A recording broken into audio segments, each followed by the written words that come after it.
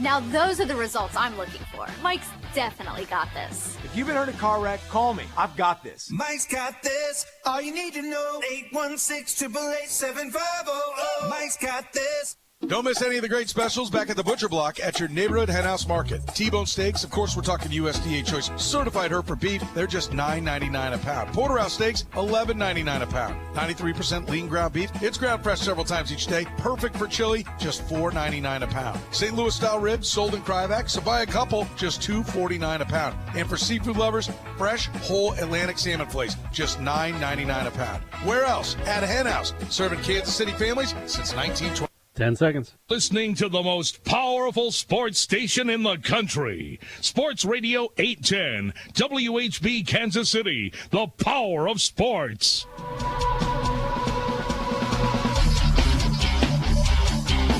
America's largest all-sports radio station presents the #1 motorsports show for over 2 decades, Track Talk, brought to you by Rod End Supply and the Power Ride Midwest Lightning Sprints. Here are the racing boys, Scott Traylor and Kirk Elliott. Good morning, everyone. Welcome to Track Talk here on Sports Radio 810 WHB. It's all brought to you by Rod End Supply, featuring the Power Ride Midwest Lightning Sprints. Kirk Elliott is at Kansas Speedway. Kirk, how you doing? I'm doing great out here. Looks like Mother Nature going to cooperate with us this weekend, Scott, and that is a good thing. So far, so good. We got 2 races in, and we got 2 to go out here. Xfinity race today and NASCAR Cup Series race tomorrow. So we're right in the middle of it. A lot of rainouts going on down south, Kirk, right now. Yeah, just about everybody else got rained out last night, including the World of Outlaws out in Ohio last night, wherever that hurricane was affecting. Thankfully, not here with us here in Kansas City, but it wiped out a lot of races last night. And the BC 39 Friday show got rained out, so they're going to be doubling up today at the Indianapolis Motor Speedway dirt track. So, yeah, that hurricane affected a lot of racing going on last night, but thankfully not here in Kansas City. Hey, that BC 39 is going to start at 4 p.m. today, correct? Yeah. They're going to run 2 shows. They're going to get in the Friday night show because they split the field in half. They ran half of them on Thursday night, and the other half is still yet to run. So they got to get the second show in, so everybody gets qualified. So they'll do that, and then have the big race later on tonight. So hopefully everything will cooperate and they get it all in. All right, Kirk. So yesterday, Corey Day did pretty good in the ARCA race, didn't he? He did real good in the ARCA race. He had a chance to win that race. And he even got the car sideways, Scott, and saved it. How'd he do that? I don't know how he did that, Kurt, to be honest with you. Corey Day ended up running 4th in the ARCA race, but he didn't have that much luck in the truck race, did he? Yeah, boy, he got caught up in a incident there about 3/4 of the way through the race, tried to pull up alongside Taylor Gray, and then here comes Matt Mills in that 42 truck and just tapped him on the rear and got him turned sideways, and up into the wall he went, and that was it. We'll hear from Corey Day here just a little while about what he thought of that and his whole day at Kansas Speedway yesterday. But last night, it was all about Corey Heim, Scott. Right. He won the NASCAR Craftsman Truck Series race, his 6th of the year, and he came from the back of the pack to do it. And after getting involved in a crash in practice, he never even qualified and started at the back and sliced his way to the front and took advantage of Ty Majeski running out of fuel on the last lap and took the season sweep here at Kansas Speedway after winning here in the spring. How close was Lane Riggs to him? How was he? Not very close. Heim had a pretty sizable lead. Of course, Lane Riggs, he's been maybe the hottest driver on the NASCAR Craftsman Truck Series circuit. He came in winning 2 in a row. He won at Milwaukee and then last week at Bristol, and he had to come from about the 5th or 6th row to make a run up there. They finished 2nd. We'll hear from him here just a little bit too, but Corey Heim had a pretty good lead there right at the end, but he didn't grab the lead until the last lap. What about Isabella, the young lady that recorded the track record at Kansas Speedway? How'd she do? Yeah. She drives for Bill Venturini and Isabella Rusta. I never even heard of this girl before yesterday's race, Scott. Had you heard of her? I've never heard of her. Boy, she laid down quite a lap there. In qualifying in the ARCA race, we're talking about the ARCA Menards race that happened at about 4:30 in the afternoon. That Tanner Gray won that race, by the way. And that girl, she made a great qualifying lap, but she only lasted 2 laps in the race, got caught up in an incident, and ended her day pretty quickly there. So, shame that she wasn't able to get many laps in, but she looked fast. And we talked to Bill Venturini yesterday. You've known him, Scott, from the ARCA days, and he was speaking pretty highly of that young girl. He thinks he's going to be bigger than Danica Patrick was back in the day. So we'll see if that transpires. But Isabella Robusto is her name. And she, even though she sat on the pole, she only got 2 laps in. But we're going to be keeping an eye on her as we go through the future. That might have been her first start. I think that was her first start yesterday. Kirk, I think a lot of people are going to just start calling her Isabella. Isabella. Don't you think? That's the way to do that. Right.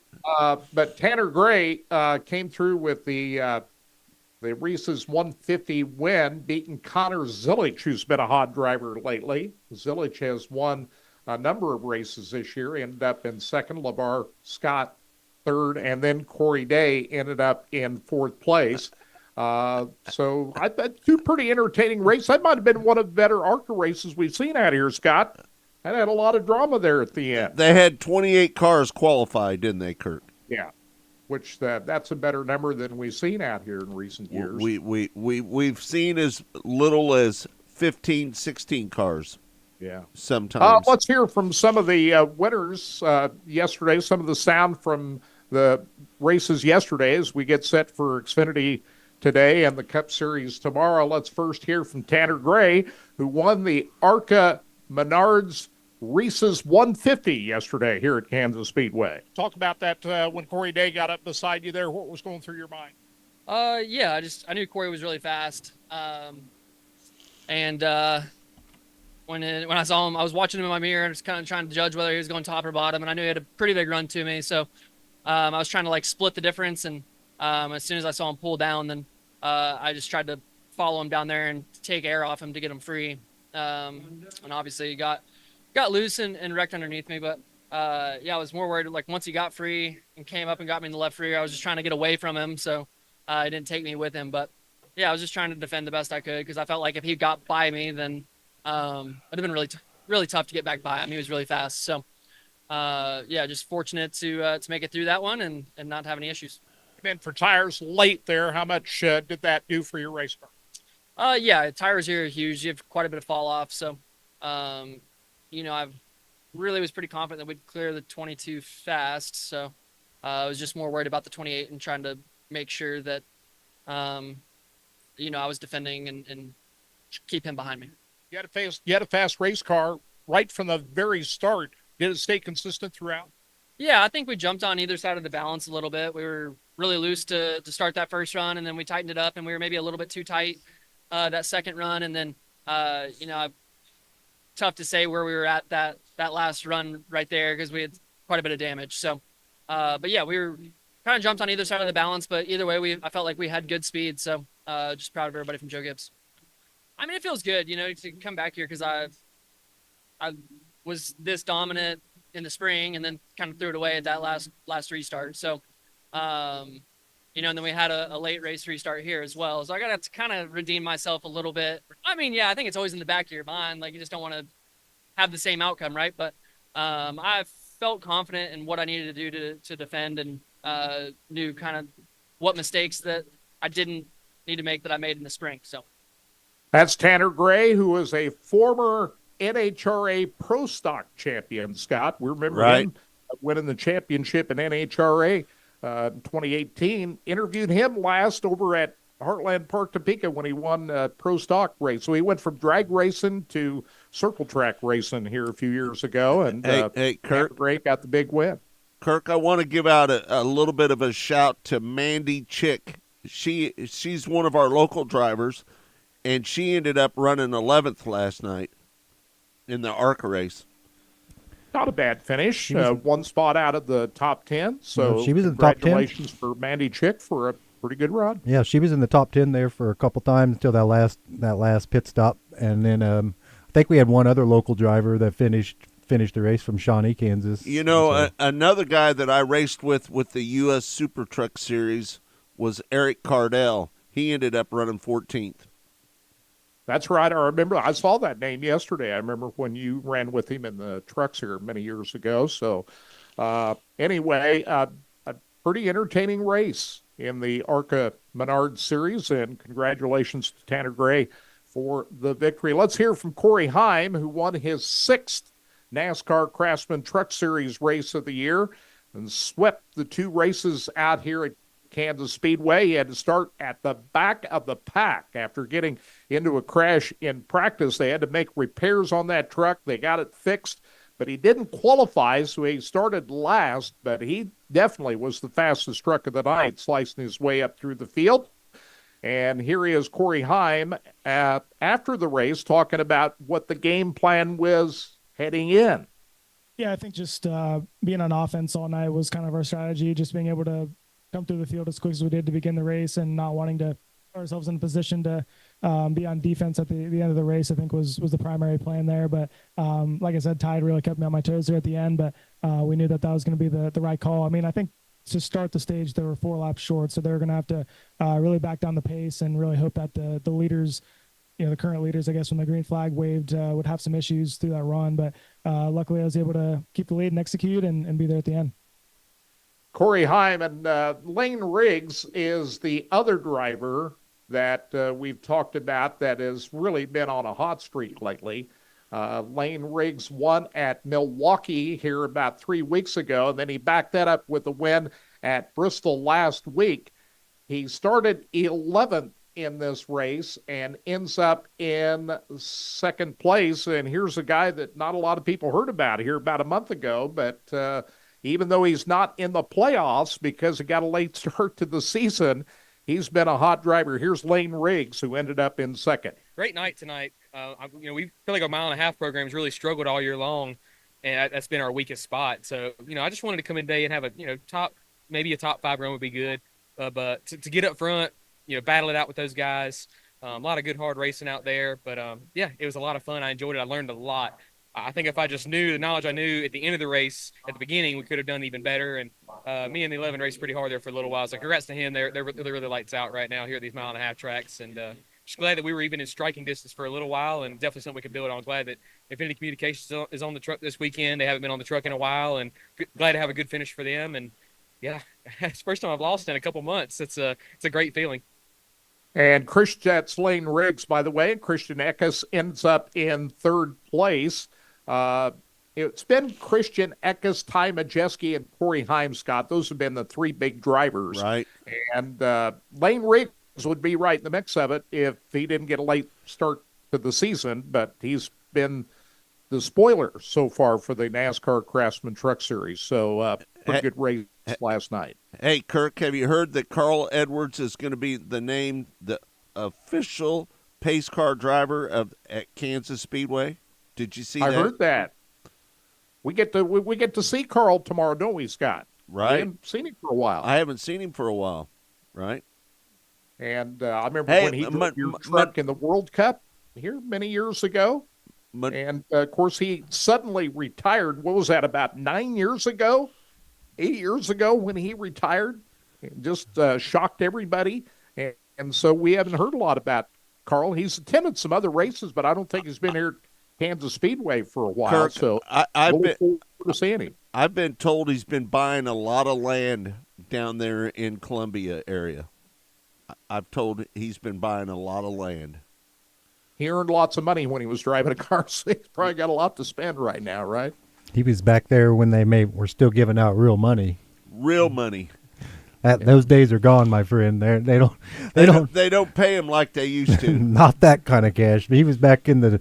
Hey, Kirk. Also, yesterday, ARCA announced that Menards is going to be staying with them as well.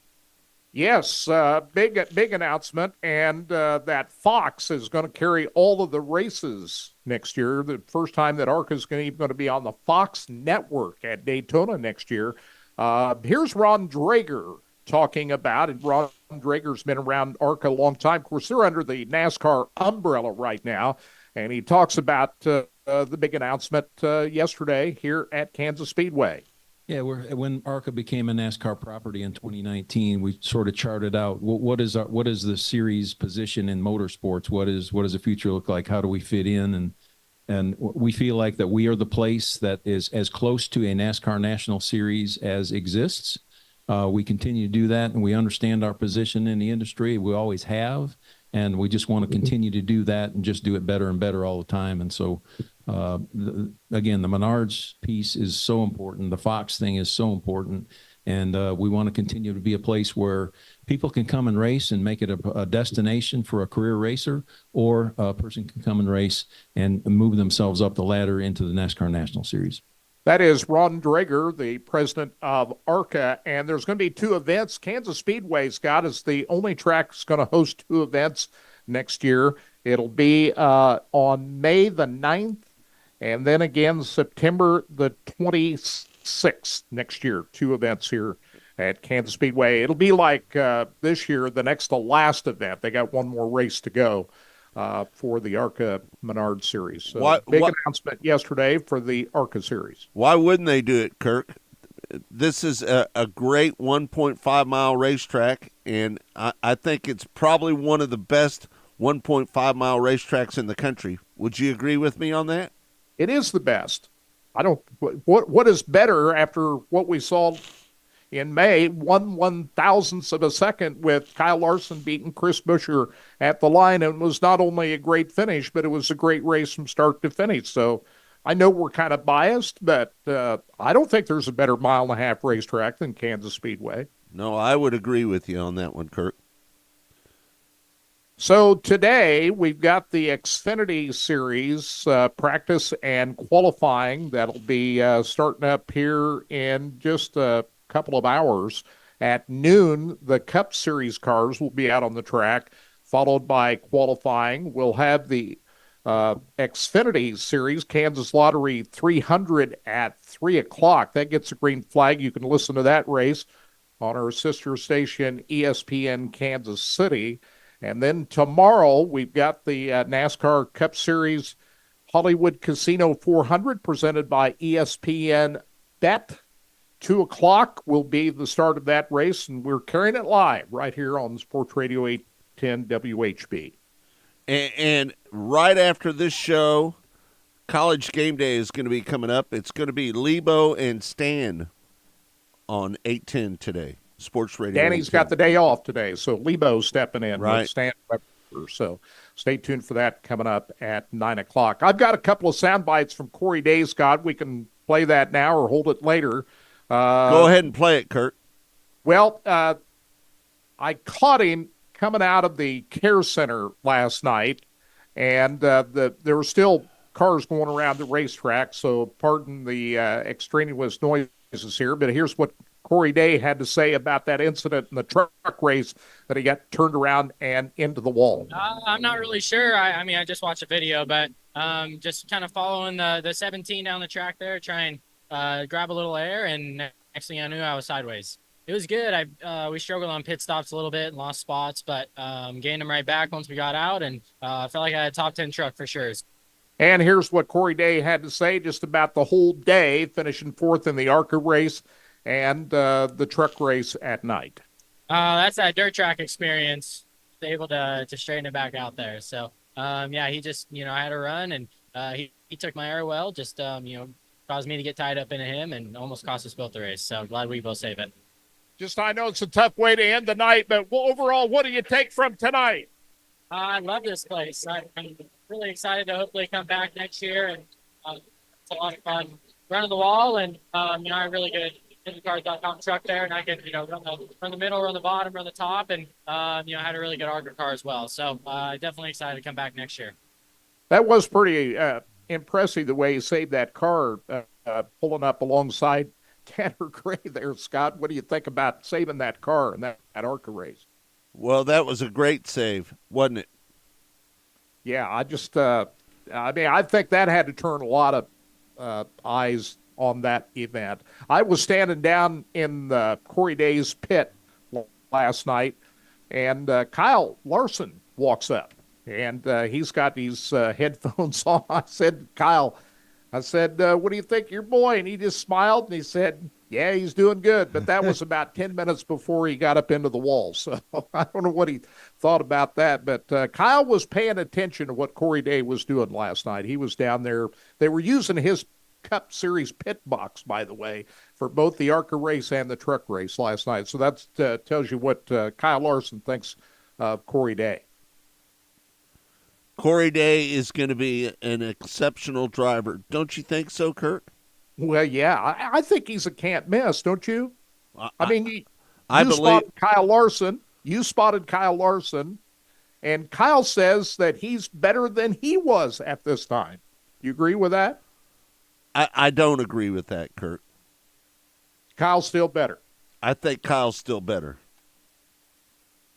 I think he's a can't miss, so we'll see what happened. I've been pretty impressed with what he's done so far. For a guy that's never been on a 1.5-mile racetrack yesterday, I thought he did pretty well. All right, Kirk, we're going to take a break. It's Track Talk Live here on Sports Radio 810 WHB. It's all brought to you by Rod End Supply, featuring the POWRi Midwest Lightning Sprints. College Game Day is coming up next here at 9 o'clock on Sports Radio 810 WHB. It's Lebo and Stan. And we got Steve Post coming up next. Steve Post is going to be coming up next with us here on Track Talk. We'll stay tuned. We'll be right back with more Rod End Supply in a moment. Stay tuned. Track Talk. Rod End Supply is involved with a variety of motorsports as well as industrial applications with many different types of products. Since 1989, Rod End Supply has provided superior products priced competitively. Whether you're racing at the circle track or drag strip, rock climbing, or going off-road, Rod End Supply has an assortment of rod ends, radius rods, and specialty products to keep your equipment moving. Rod End Supply's experienced staff is ready and willing to help you with your needs. Their promise is to continue to provide a superior product with superior service so you can stay in front of the field no matter what it is. To learn more, go to rodendsupply.com. The NASCAR Cup Series. Green flag is in the air. Ross Chastain on the inside. Playoff round of 12 begins. Turn number 2, Denny Hamlin is around. He does a smoking 360-degree spin at Kansas Speedway. Chris Buescher by 10 car lengths. Checkered flag in the air. It's the Hollywood Casino 400, presented by ESPN Bet. Sunday afternoon at 2 on Sports Radio 810 WHB. I'm McCall with Lisa Mitsuber, and our hotline is open. Annie from Kansas City, what's on your mind? I want a dealership that I can trust for a lifetime. Is that you? We're Google's highest review rated and only locally owned Subaru retailer in Kansas City. That's a good start. I just want a great deal. That's all. How about 0% financing on select 2025 Subaru models? That'll get you a low monthly payment. Fall in love with driving again at Lisa Mitsubaru. Google highest review rated Subaru retailer in Kansas City based on 2023 Google Analytics. Dick Ray, he's your cooling magician. Dick Ray, he's a man on a mission. When it's hot and humid, your AC's failing and it's causing quite the fuss. There's an AC expert you know that you can trust. He's there for us. Call Dick Ray, he's your cooling magician. Hey, it's Dick Ray. Clear your mainline drain, only $79. Call 913-DICK-RAY. Icon is seeking healthy, non-smoking men and women ages 18 to 64 to participate in a clinical research study at our facility in Lenexa, Kansas. Volunteers must be available for one stay of 7 nights and 1 outpatient visit. Qualified participants may receive compensation up to $5,605 for time and travel. Call Icon today at 913-210-5900. That's 913-210-5900. Do you want to transform your backyard into a luxurious oasis? Pro-Built Pool and Patio is your one-stop shop for everything you need to create the perfect outdoor space. Pro-Built Pool and Patio offers a wide selection of fiberglass swimming pools, chemicals, outdoor furniture, hot tubs, and swim spas by Garden Leisure, as well as a variety of grills from top brands like Blaze, Bull, and Napoleon. And Pro-Built Pool and Patio now offers cold plunges. Pro-Built Pool and Patio, your one-stop shop for everything you need to create the perfect outdoor space. ProBuiltPatio.com. CBD American Shaman. Back in 1 minute. For top quality hemp delivered products is introducing a groundbreaking new product. Advanced Alkaloids. Advanced Alkaloids are a plant-based supplement designed for anyone seeking natural relief from everyday stress, discomfort, or those days when you're just feeling a bit down. How do you learn more? It's simple. Stop in at your local CBD American Shaman location and ask their highly educated staff about Advanced Alkaloids and how this groundbreaking product may help you with everyday stress, discomfort, or give you a much-needed pick-me-up. Advanced Alkaloids at your local CBD American Shaman, where you always get free samples. Mention this ad at a participating Kansas City area location to receive your free trial of Advanced Alkaloids, a $9.99 retail value. No cash value. These statements have not been evaluated by the Food and Drug Administration. This product is not intended to diagnose, treat, cure, or prevent any disease. Must be 21 or older with valid ID to purchase.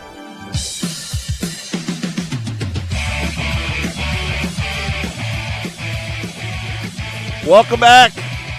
It's Track Talk here on Sports Radio 810 WHB. It's all brought to you by Rod End Supply, featuring the POWRi Midwest Lightning Sprints.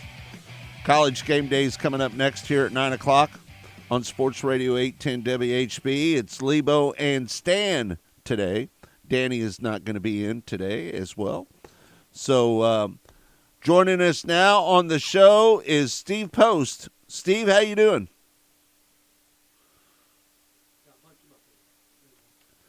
Steve, how you doing? I am good. How are you? I'm doing pretty good. How are you doing?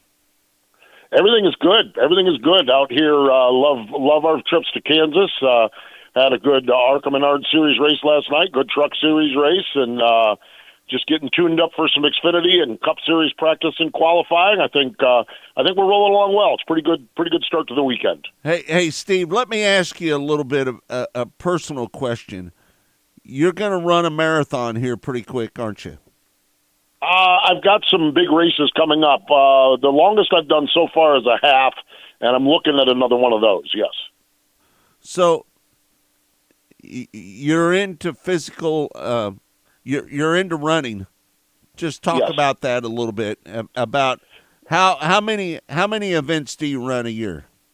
Yeah, it just varies. I've done 84, 85 races, whether 5Ks, 10Ks, a couple of half marathons. And I try to do them in different towns across the country. I think I've done 21 different states where I've ran in. And just as I travel the NASCAR tour, I found that you find a Saturday morning 5K early enough that I can do it and still get to production meetings, and so it's been amazing. It's part of my life journey over the last 4 or 5 years that I never saw coming. Never did anything physically wise. I didn't run. I walked a beer run in Knoxville for the Knoxville Nationals, and just kind of got taught something about doing intervals where I run a minute and walk 2 minutes and run a minute and walk a minute and like that, and I found a way to really make it go, and it's totally changed my life. It's absolutely amazing what the journey has been like, and and Scott, it really helps. I walked 6 miles last night doing the ARCA Menard Series race and the Craftsman Truck Series race, and just being able to do that and having the wellness to do it really actually benefits me on the NASCAR side or sprint car side or wherever I'm doing racing as well. Keeps you in shape, doesn't it? Yeah, it really does. I've lost in the last 4 years. I've lost 60 pounds, and I still have a ways to go. I'm still a big guy, but it's been quite the journey. That's for sure. Let's talk a little bit about the race tomorrow, and let's talk about Ross Chastain picking up the pole. What'd you think about that? Well, we just we get into it and see what happens. This racetrack is such a challenge, and it's a matter of who's good up top. It's a matter of who can get their car to work the middle of the racetrack. It's a matter of even who can get their car to do the bottom of the racetrack. And so we're just going to see how it goes. And this is all under the under the playoff banner. So we've got drivers that are running for the championship, and then we got guys like you mentioned, Ross Chastain, people like that are just looking to be the spoiler on the thing. And so this is a fascinating time of year, and this Kansas Speedway is probably a favorite track for most drivers to come to because it offers that up. And so whether they're playoff drivers or non-playoff drivers, everyone looks at this as a good opportunity to win at one of NASCAR's most challenging racetracks. There's always been a rivalry between Kyle Larson and Christopher Bell. Do you know that? Yes. So they've never been on the same page too often. Those two are at the top of the point standings right now. Which one do you think is going to come out on top? I think I'm my pick, and this goes back to pre-Daytona in February. I thought Christopher Bell, and it's more big picture stuff, Scott. I 100% believe Christopher Bell is going to be a champion in NASCAR. And so if he's going to be a champion in NASCAR, he's got to do it the first time. And I just feel like they're poised to do it. Now, to me, this is fascinating. As you mentioned, Christopher Bell and Kyle Larson, for as similar as their upbringing is, they're not on the same page. It is a rivalry between the two of them, and I 100% Phoenix is going to come down to those two, and probably a Ryan Blaney, and who knows, somebody else in the mix as far as that goes. But to me, I just think that I think Christopher Bell's going to be a champion. I thought that all year long. There's been nothing they've done performance-wise that leads me to believe it's not going to be the case. And I think when we get down to it, the NASCAR Cup Series format is, get to the Final Four and then have a good day. And I just think Christopher Bell's due to have a good day on that Sunday in Phoenix. What about the appeal with Austin Dillon? What news do you have on that? Well, the process on that, the process on that has kind of ran its course, and they still will allude to it a little bit. They still will complain about it a little bit. But the problem is they've had their day in court, and they've done their part, and then consequently they lost the battle. They went to the appeals, they lost the battle there, and now it's just kind of living in the aftermath of it. And the thing is, it was nice they got credited with the win at Richmond, but the reality of it is that they are not playoff racing, and so the ship has kind of sailed on that one. But that doesn't mean it doesn't suck, I mean, right. It's just it still stings just a little bit. That's for sure. Yeah. The odds-on favorite has to be Kyle Larson tomorrow. Would you agree with that? Yeah, I think so. Here's the challenging thing, and I'm going back to your Christopher. I'm going back to who wins the championship. Okay, I've had Christopher Bell since February, but I'm telling you, the way Larson is picking him up and setting him down now, he's going to be hard to handle everywhere. Maybe with the exception of Talladega next week. So I think Larson and Larson they know Talladega is their weak spot. Kyle just has not figured out super speedway racing. And so, I mean, they won here in the spring and that closest finish in NASCAR history. And I just believe that they are zoned in on this race. I mean, they just dominated in Bristol. And I don't think they're going to dominate here. I don't think this track lends itself to someone dominating because I think there's a lot of teams that are going to be good.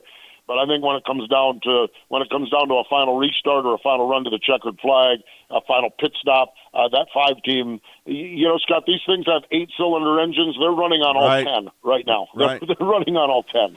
Hey, what are your thoughts about that Isabella Rusbo? I can't pronounce her last name, but anyway, long story short is she won the pole yesterday in the ARCA race.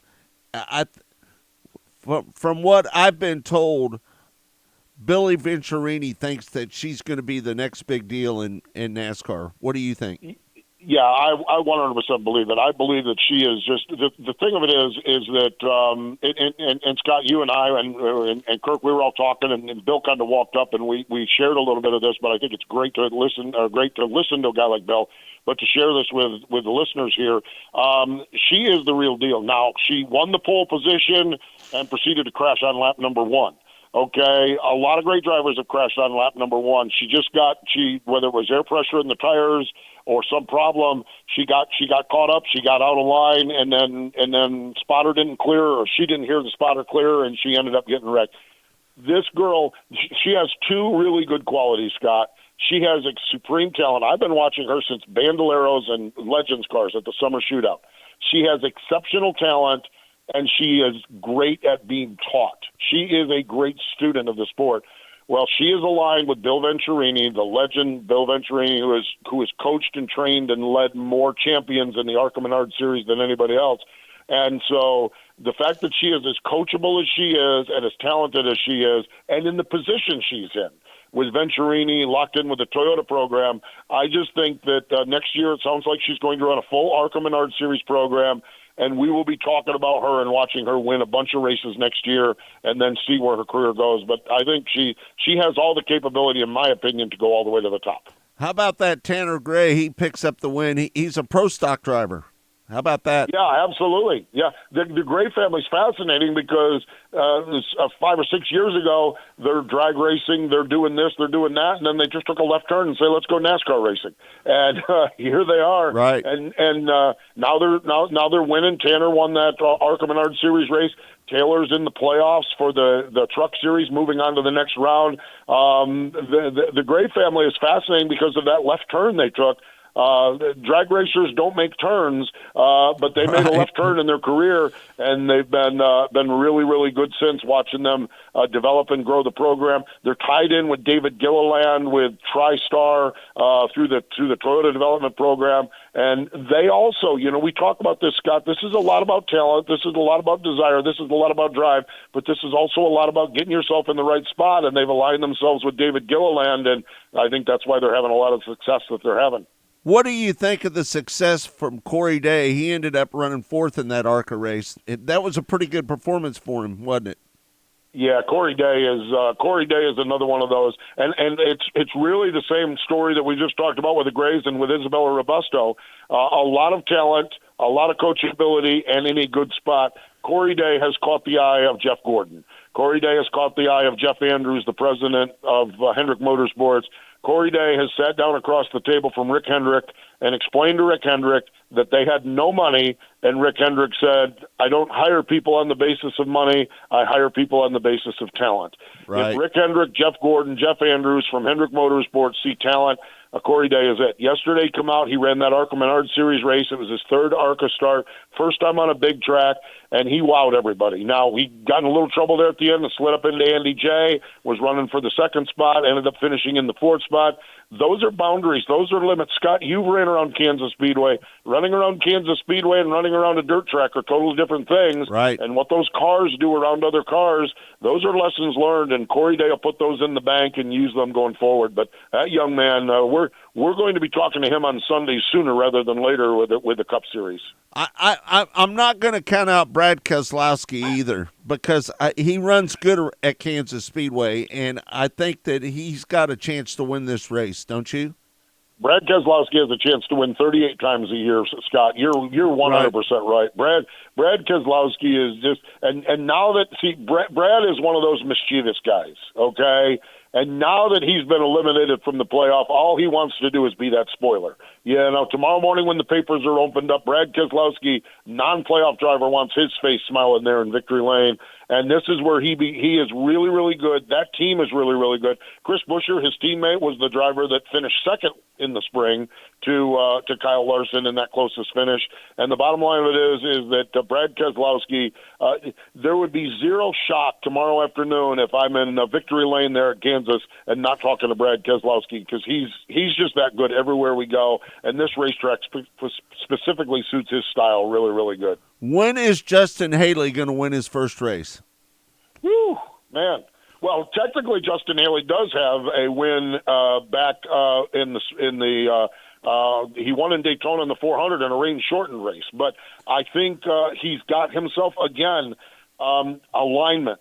This Spire Motorsports team is the up-and-coming team, and Justin making the move. In fact, this week he'll be in a Spire Motorsports Chevy instead of the Rick Ware Racing Ford. I think we're looking at Justin Haley. We've seen Corey LaJoie have some good runs in the Spire team, and we've especially seen Carson Hocevar, who has very limited experience with runs. I think that Justin Haley gets up there. I'm not sure that he gets a win this year or not. It's tough to say how they're going to establish their footing here. But I think when we get into next year, I think that the other thing is you got Michael McDowell coming to that team. So it looks like you're going to have Michael McDowell, Justin Haley, and Carson Hocevar over there at Spire Motorsports. That's a pretty good 1-2-3 punch, and I could see a couple of wins out of that team next year, no doubt. You know, I'm good friends with the guys over at Spire Motorsports, Jeff Dickerson and TJ Pusher. Yep. I'm pretty good friends with those guys over there, and I'm really excited for the progress that Spire Sports is making. Would you agree with that? It's unreal. It's unreal what they're doing. They're just absolutely, and they're growing this thing foundation block at a time. We see teams make big, bold moves, okay? But when you look at what TJ and what Jeff have done there, okay, they bought out Kyle Busch Motorsports, so they've got a great foundation as far as a building, a facility, Truck Series teams in place for development, really, really good on that, okay? When you look at the acquisitions they've made going into next year, they've got Rodney Childers coming over. Rodney's a championship-winning crew chief. He is going to be a rock star over there. They've got Michael McDowell coming over. I have had multiple people in that garage area told me when you bring Michael McDowell in, you are bringing a cornerstone foundation piece into your program. He might not be the flashiest driver, and he might not be the driver with the most wins on his resume. He is the driver that can develop your race cars, can develop your race teams, and make yourselves really good. Justin Haley, the most recent ad, they just keep adding solid pieces, TJ and Jeff do. And when you keep adding solid pieces, you're going to have a solid future for sure. Let's talk a little bit about what's going on tomorrow. You're on MRN. Tell us a little bit about your schedule, Steve. Yeah, we'll go out there. Yeah, we'll go out there tomorrow morning, and we have a production meeting. We'll have that tomorrow morning here at our hotel in the Kansas City area, and then we'll go out. And then what I like to do, Scott, on race day is I like to spend an hour or so in the garage talking to crew chiefs. If we have any drivers in there, but I like to talk to crew chiefs to see what they learned today in practice, what they've learned in qualifying, historically what their notes say, and what their best guess on what the race is going to do. You know, we'll know far better what the weather looks like and everything. I love my crew chief time on Sunday morning before we go racing. All right, Steve, we appreciate you taking the time to join us here on Track Talk. We can't thank you enough for doing so, and we really appreciate you taking the time to do so. All right, Scott, always great to talk to you. Good to see you yesterday, and we'll see you down the road. Thank you. All right, there you have it. Steve Post joining us here on Sports Radio 810 WHB. We're going to take a break. When we come back, who are we going to play? Dason Pursley interview. Dason Pursley. We'll run that interview next we had right him here on Sports Radio 810. This is an interview that we did on Mostly Motorsports. It's from Monday. That's right. And it was a good episode. It was a good episode. I trimmed this thing down, so if you want to hear the whole episode, just go back to where you get your podcast and pull that up. But yes, Dason Pursley. And then second hour, we're going to have the Connor Wade and Chase Rodman to fill us in on all sprint car news. Right. All right, we'll be back with more of Track Talk here. It's all brought to you by Rod End Supply, featuring the POWRi Midwest Lightning Sprints. We'll be back with more in a moment. Stay tuned. Track Talk. Rod End Supply is involved with a variety of motorsports as well as industrial applications with many different types of products. Since 1989, Rod End Supply has provided superior products priced competitively. Whether you're racing at the circle track or drag strip, rock climbing, or going off-road, Rod End Supply has an assortment of rod ends, radius rods, and specialty products to keep your equipment moving. Rod End Supply's experienced staff is ready and willing to help you with your needs. Their promise is to continue to provide a superior product with superior service so you can stay in front of the field no matter what it is. To learn more, go to rodendsupply.com. CancasCityFamily.com. Paid for client portrayal and endorsement. The choice of a lawyer is an important decision and should not be based solely upon advertisement. Past results afford no guarantee of future results, and every case is different and must be judged on its own merits. I got hurt in a car wreck. Do Mike and his team really get all those clients all that money? You bet we do. We got a client who broke their back. We got them $600,000. Now those are the results I'm looking for. Mike's definitely got this. If you've been hurt in a car wreck, call me. I've got this. Mike's got this. All you need to know. 816-888-7500. Mike's got this. Don't miss any of the great specials back at the Butcher Block at your neighborhood henhouse market. T-bone steaks, of course, we're talking USDA Choice Certified Hereford beef. They're just $9.99 a pound. Porterhouse steaks, $11.99 a pound. 93% lean ground beef. It's ground fresh several times each day. Perfect for chili, just $4.99 a pound. St. Louis style ribs sold in Cryovac, so buy a couple, just $2.49 a pound. And for seafood lovers, fresh, whole Atlantic salmon flakes, just $9.99 a pound. Where else? At a hen house, serving Kansas City families since 1923. Are you looking for a top-notch ride without breaking the bank? Come to Aristocrat Motors. Our pre-owned selection features the finest luxury vehicles, all with great lease options to fit any budget. And with our certified pre-owned cars, you get the peace of mind of a new car at a fraction of the cost. Whether it is a certified pre-owned Land Rover, Porsche, or Mercedes-Benz, we have the perfect car waiting for you. Aristocrat Motors, I-35 and Shawnee Mission Parkway, or find us online at aristocratmotors.com. Don't let the cold weather keep you from getting outside, getting your work done. At Vanderbilt, they have the gear that keeps you comfortable in the great outdoors. Sweatshirts, flannels, wool socks, coats, boots, and bibs from all the top brands. Work clothing from Carhartt, Byrne, and Area. Dry shod neoprene boots for warm, dry feet. Plus a great selection of safety toe boots from all the top brands like Area, Thorogood, Red Wing, Wolverine, Timberland Pro, Keen, and more. Locations in Lawrence, Topeka, and Wamego. Work boots and a Vanderbilt. At Rendezvous Climbing Gym, we are now enrolling school-aged kids into our youth climbing program. We offer recreational or competitive climbing lessons to climbers of all ability levels and work with our climbers to help develop their skills on and off the wall by teaching climbing skills as well as valuable life lessons. Come meet our team or register your child today. Visit us at 133rd and State Line or visit our website at rendezvouskc.com. That's RENDEZVOUSKC.com. The countdown is on. Join us this Monday beginning at 5 o'clock at Nick and Jake's in Overland Park to mark 25 years of Sports Radio 810 WHB. We've got you covered with special giveaways. Meet the on-air staff and relax with Nick and Jake's great food and drink specials. Oh, and did I mention there's 2 Monday night football games to watch? Sports Radio 810 WHB's 25th anniversary is brought to you by Comcast Business, Acentus Healthcare, Zarda Barbecue, Shawnee Cycle Plaza, Jocelyn's, Summit Heating and Cooling, and CBD American Shaman.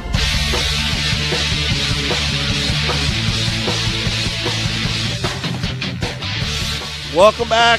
It's Track Talk here on Sports Radio 810 WHB. College game day is coming up next.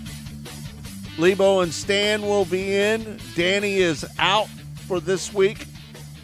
And Kirk, how you doing out there at Kansas Speedway? We're doing good. I want to remind everybody that there's racing going on at I-70 Speedway tonight. The Power I-410 wing sprint cars will be out there tonight, along with the Power I-305 sprints. B-Mods will be a support class out there. So if you like wing sprint car racing, head out to I-70 Speedway tonight. Big program. The last time they were supposed to be there, they got rained out. So, but they're in action tonight on the big track at I-70 Speedway. They had some late model racing up the road at Lakeside Speedway last night. The Malvern Bank Late Model Series in action last night. And we didn't get to see the race, but we heard it was a thriller. Tad Pospisil coming through with the feature win up at Lakeside Speedway last night. So some local racing going on around the area. We had Dazen Pursley coming up. Now, Dazen Pursley is the points leader in the USAC National Midget Series. And, of course, this is one of their crown jewel events that's going on this weekend on the dirt track at Indianapolis Motor Speedway. The BC39, Dazen Pursley, finished in third place on Thursday night's preliminary round as Chase McDermott won his first ever national tour event in USAC on Thursday night. The other half of the field, including guys like Justin Grant and others, will be racing at 4 o'clock this afternoon to get the other half of the field qualified for the BC 39 tonight. But, man, what a season, Scott, for Dazen Pursley. He's won in every kind of sprint car, wing sprint cars, non-wing sprints, and, of course, the midgets. One of the very few that just won in everything this year. And to come back from that terrible crash that he was involved in a few years ago, a lot of people thought he was going to be paralyzed or injured. But to watch him come back and lead the way in midget racing, came from the D main to third in the Chili Bowl earlier this year. This is really quite a story that Dazen Pursley has charted out after that terrible crash here a few years ago. Yeah, no doubt about it, Kirk. He was so injured in that wreck that we never thought he would ever drive again, didn't we? I did, yeah. I mean, everybody was going to be happy just to see him back at the racetrack and to watch what he is doing right now. It's going to be interesting to see if he can pull off the big prize tonight at Indianapolis. Earlier this week on Mostly Motorsports, we talked with Dazen Pursley, and here's a little bit of that interview we had earlier this week. That was a great weekend for you this weekend, wasn't it? Yeah, it was special for sure. I had every intention to go in there and try to sweep the whole deal and win 3 of them, but it just didn't play out how how I originally planned it. So hard to be disappointed with the outcome or anything, but to come that close and everything, it sure does suck. But it's definitely something that you can't hang your head about too often. You led a lot of laps during that Silver Crown race, didn't you? Yeah, I felt like I led a pretty good chunk of it and was putting myself in a position to try to win that one as well too. And car was really good, and I just was in a trouble spot when it started to take rubber and didn't know exactly where to be and how fast the rubber was actually going to take place. So just made a mistake and went to the bottom in 3 and 4 and got way lower than the rubber, and then they were just able to circle me, and that was kind of all she wrote from there. What would you say about the track conditions this weekend? Would you say that they were pretty good? Mm-hmm. Yeah, I think they were good. I think it was definitely come Saturday night, like it was a lot slicker and more on the fence, I guess you could say, for sure. Of course, Eldora is always on the fence, and if you want to win those races at that place, you have to be able to be comfortable on the wall. So it definitely wasn't as curbed up as Eldora usually is. It was more just kind of using the fence and hitting and choosing and picking how you wanted to do it. But I don't think I've seen Eldora that slick in quite some time, where you're just basically on the fence and there's no cushion to be found there. Hey, Dazen, congratulations on the weekend at the 4 Crown. Let's first talk about that sprint car race. You were as far back as 6th in that race and really had to charge your way to the front. How were you able to get maneuvered back up to the front in that race?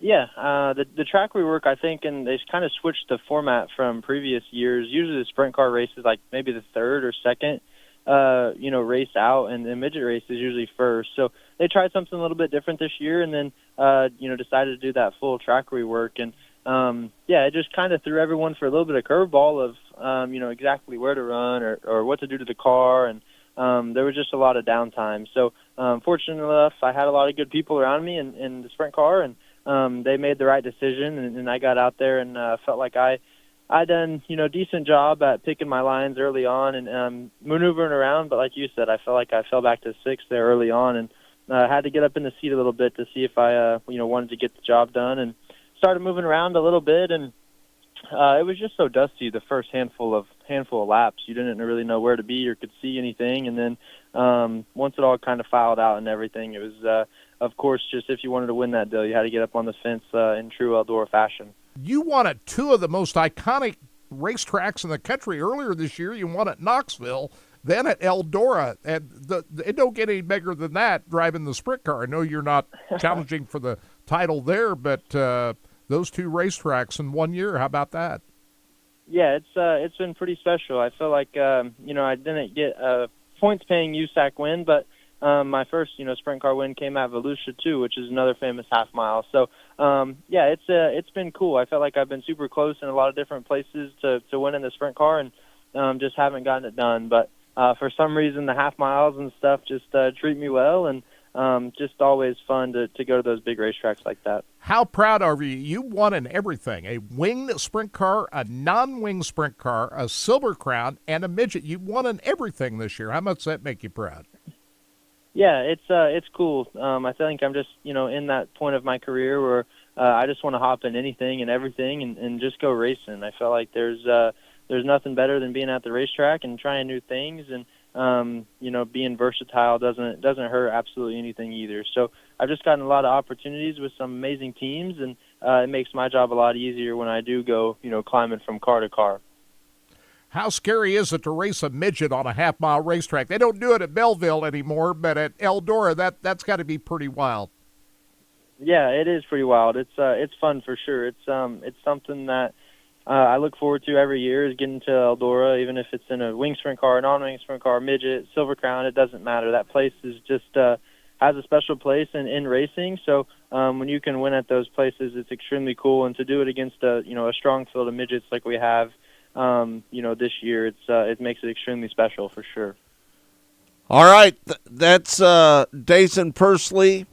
He did an interview with us on Mostly Motorsports. You can listen to that interview in its entirety on Mostly Motorsports. Anywhere you can find your podcast, you can find it anywhere. That's right. It's a good interview, and like you said, we had to cut that a little short because we're at the top of the hour. How many minutes was that? Almost interview? 20, 27 minutes. Is 27 total. minutes. So I cut her down to 10, and so like you said, we had, these interviews are way extended on our Monday morning shows or our Monday afternoon shows. So anywhere you get your podcast, you tune in. All right. Thanks, everybody, for tuning in to Mostly Motorsports, our Track Talk, I should say. It's all been brought to you by Rod End Supply, featuring the POWRi Midwest Lightning Sprints. For Todd Surprise, for Drake back there at Sports Radio 810 WHB, for Kirk Elliott out at Kansas Speedway, I'm Scott Traylor saying thanks for joining us. We'll see you next week right here on Track Talk.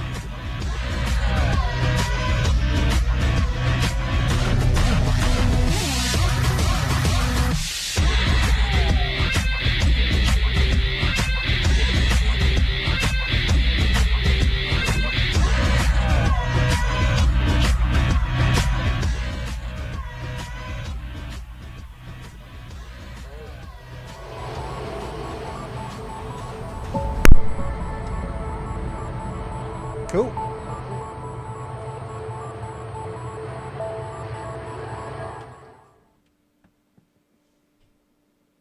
Rod End Supply is involved with a variety of motorsports as well as industrial applications with many different types of products. Since 1989, Rod End Supply has provided superior products priced competitively. Whether you're racing at the circle track or drag strip, rock climbing, or going off-road, Rod End Supply has an assortment of rod ends, radius rods, and specialty products to keep your equipment moving. Rod End Supply's experienced staff is ready and willing to help you with your needs. Their promise is to continue to provide a superior product with superior service so you can stay in front of the field no matter what it is. To learn more, go to rodendsupply.com. Sure, Specialty Sportswear in-house. We do all of the screen printing, all the embroidery. We do some vinyl. The other add specialty items like your pens, magnets, notepads, calendars. You can actually buy that, build your business to make it larger. We have the largest screen printing process and the largest embroidery anywhere around in the area. We can do stuff all the way from your school clubs to sports teams, a professional look in the office. If you can imagine it, we can do it for you. From the circle track to the drag strip to off-road racing, Rod End Supply has been keeping their customers at the front of the field since 1989. Whether you need rod ends, tubular rods, or specialty products, Bob Douglas and his Rod End Supply staff are always ready to help you with your needs. You can visit them on the web at rodendsupply.com or call them at 800-284-2902. That's 800-284-2902. Rod End Supply, keeping you at the front of the field.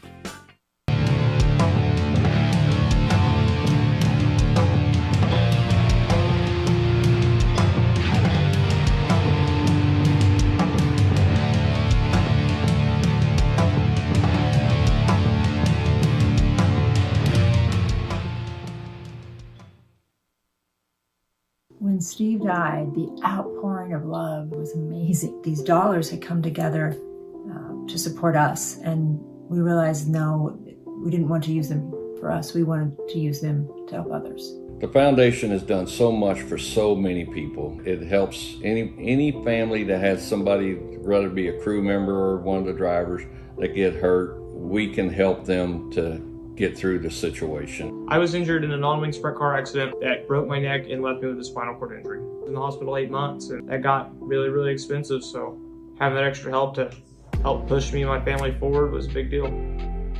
Yes, Steve's death is the reason the foundation exists, but it's Steve's life, and it's the lives of racers everywhere, is the reason we're able to do the work we do.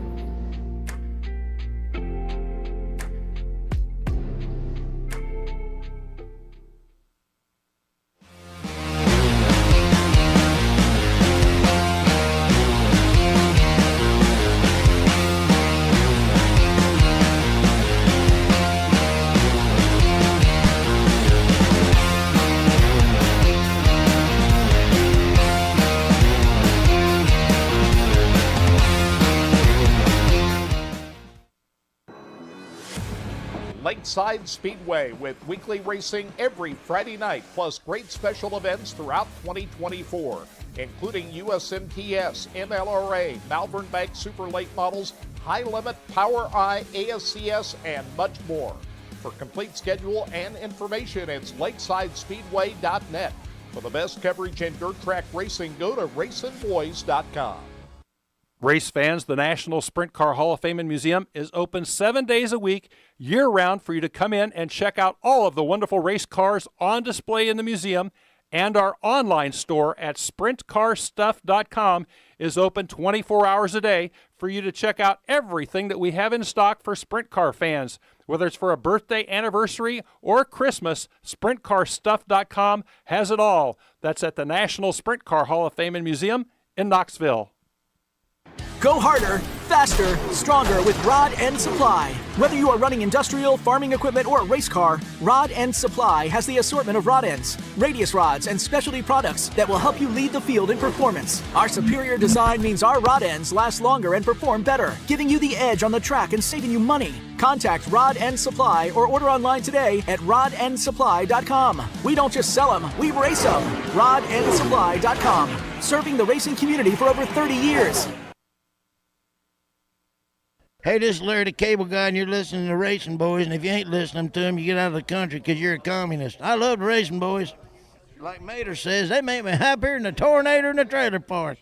You know, the funny thing about that is the Larry voice and the Mater voice are exactly the same. Get her done!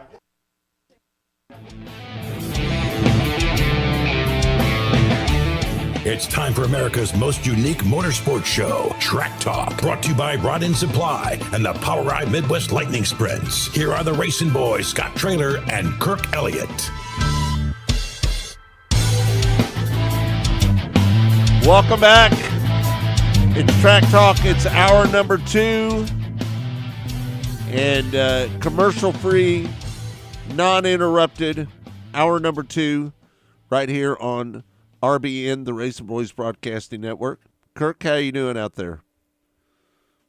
Doing great. Happy we don't have to deal with any weather issues this week. Everything looks good for the rest of the weekend. Today we've got the trucks. We finished the trucks last night, but the Xfinity Series will be practicing and qualifying at 9:30 this morning, so they'll be out on the track here a little less than a half hour from now. Cup Series will be on the track at noon with practice and qualifying. The Xfinity Series Kansas Lottery 300 will get the green flag a little after 3 o'clock this afternoon. And then tomorrow, we've got the Cup Series Hollywood Casino 400 presented by ESPN Bet at 2 o'clock. And you can hear all of those races on our Sports Radio 810 family of stations. The Xfinity race on the ESPN Kansas City today, and the Cup Series will be on Sports Radio 810 tomorrow. 2 o'clock tomorrow. So hey, Kirk, unfortunately, we're not going to be able to do a pre-race show, are we? No, I think the Chiefs take priority on 8:10, don't you think? Since they're playing about 3:20 in the afternoon, I think the Kansas City Chiefs had priority over the Racing Boys yesterday or tomorrow. I would agree with that. So that's the way it works. We're not complaining about that. That's just the way it is. Hey, Mark. Hey, listen. We need to talk about Mark Morrell and his funeral arrangements, Kirk. Do you have that there in front of you? Boy, it's a very good friend of ours. Mark Morrell passed away here about a week ago. It was a week ago yesterday, and they've come out with arrangements for Mark. He and his wife lived in Sedalia, and they're going to have a graveside service this coming Wednesday, October 2nd at 1:30 at Memorial Park Cemetery. And then later on, they'll host a life celebration of life. There's no date that's been set for that yet, but they'll make a notice of that when that celebration of life will be held. But graveside services for Mark will be next Wednesday, 1:30 in Sedalia Memorial Park Cemetery. Kirk, it's going to be a gravesite funeral, right? Yeah. Right. Graveside service. That's what they have listed on the obituary for Mark Morrell. Mark was he was a really good friend of ours. I worked with Mark on a show back before I came to join you, Scott, back at another radio station back in the late 90s. And he was just a passionate fan, always upbeat, always had a smile on his face, and was an enthusiast of racing, to say the least. He loved all kinds of racing, and certainly will be missed. He spent a couple of years announcing the races at I-35 Speedway, and was a great friend of many, and will certainly And miss he was Mark. the announcer out at I-70 and Lakeside as well. Yeah, he and he worked with MRN for a few years too, doing in various capacities. Right. So Mark has he's done it all. And Hey, Kurt, I don't know if you know this or not, but Mark Morrell got his start with me and Tom Wilson back in the day. I don't know if you know that. Wow, so this is before I even met you. He was working with you then. Right. So Mark and that just Mark goes to show Morrell. what kind of guy. Let me say something about Mark Morrell. Mark Morrell was one of the best guys going. He was one of the better guys in the media, and he always took the time to promote the Racing Boys, didn't he?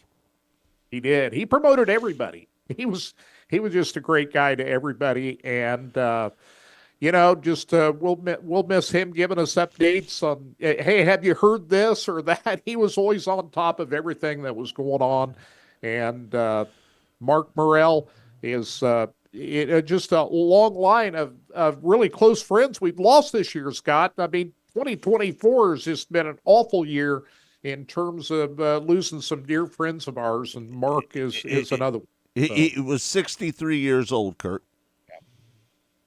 Yeah, so thoughts and prayers to Mark's wife and all his family. His mother is still with us, and I know he's got some siblings I've not met, but all the best go out to the entire Mark Morrell family at this sad time, for sure. No doubt about it. it. Hey, Scott, we got another big story we got to talk about.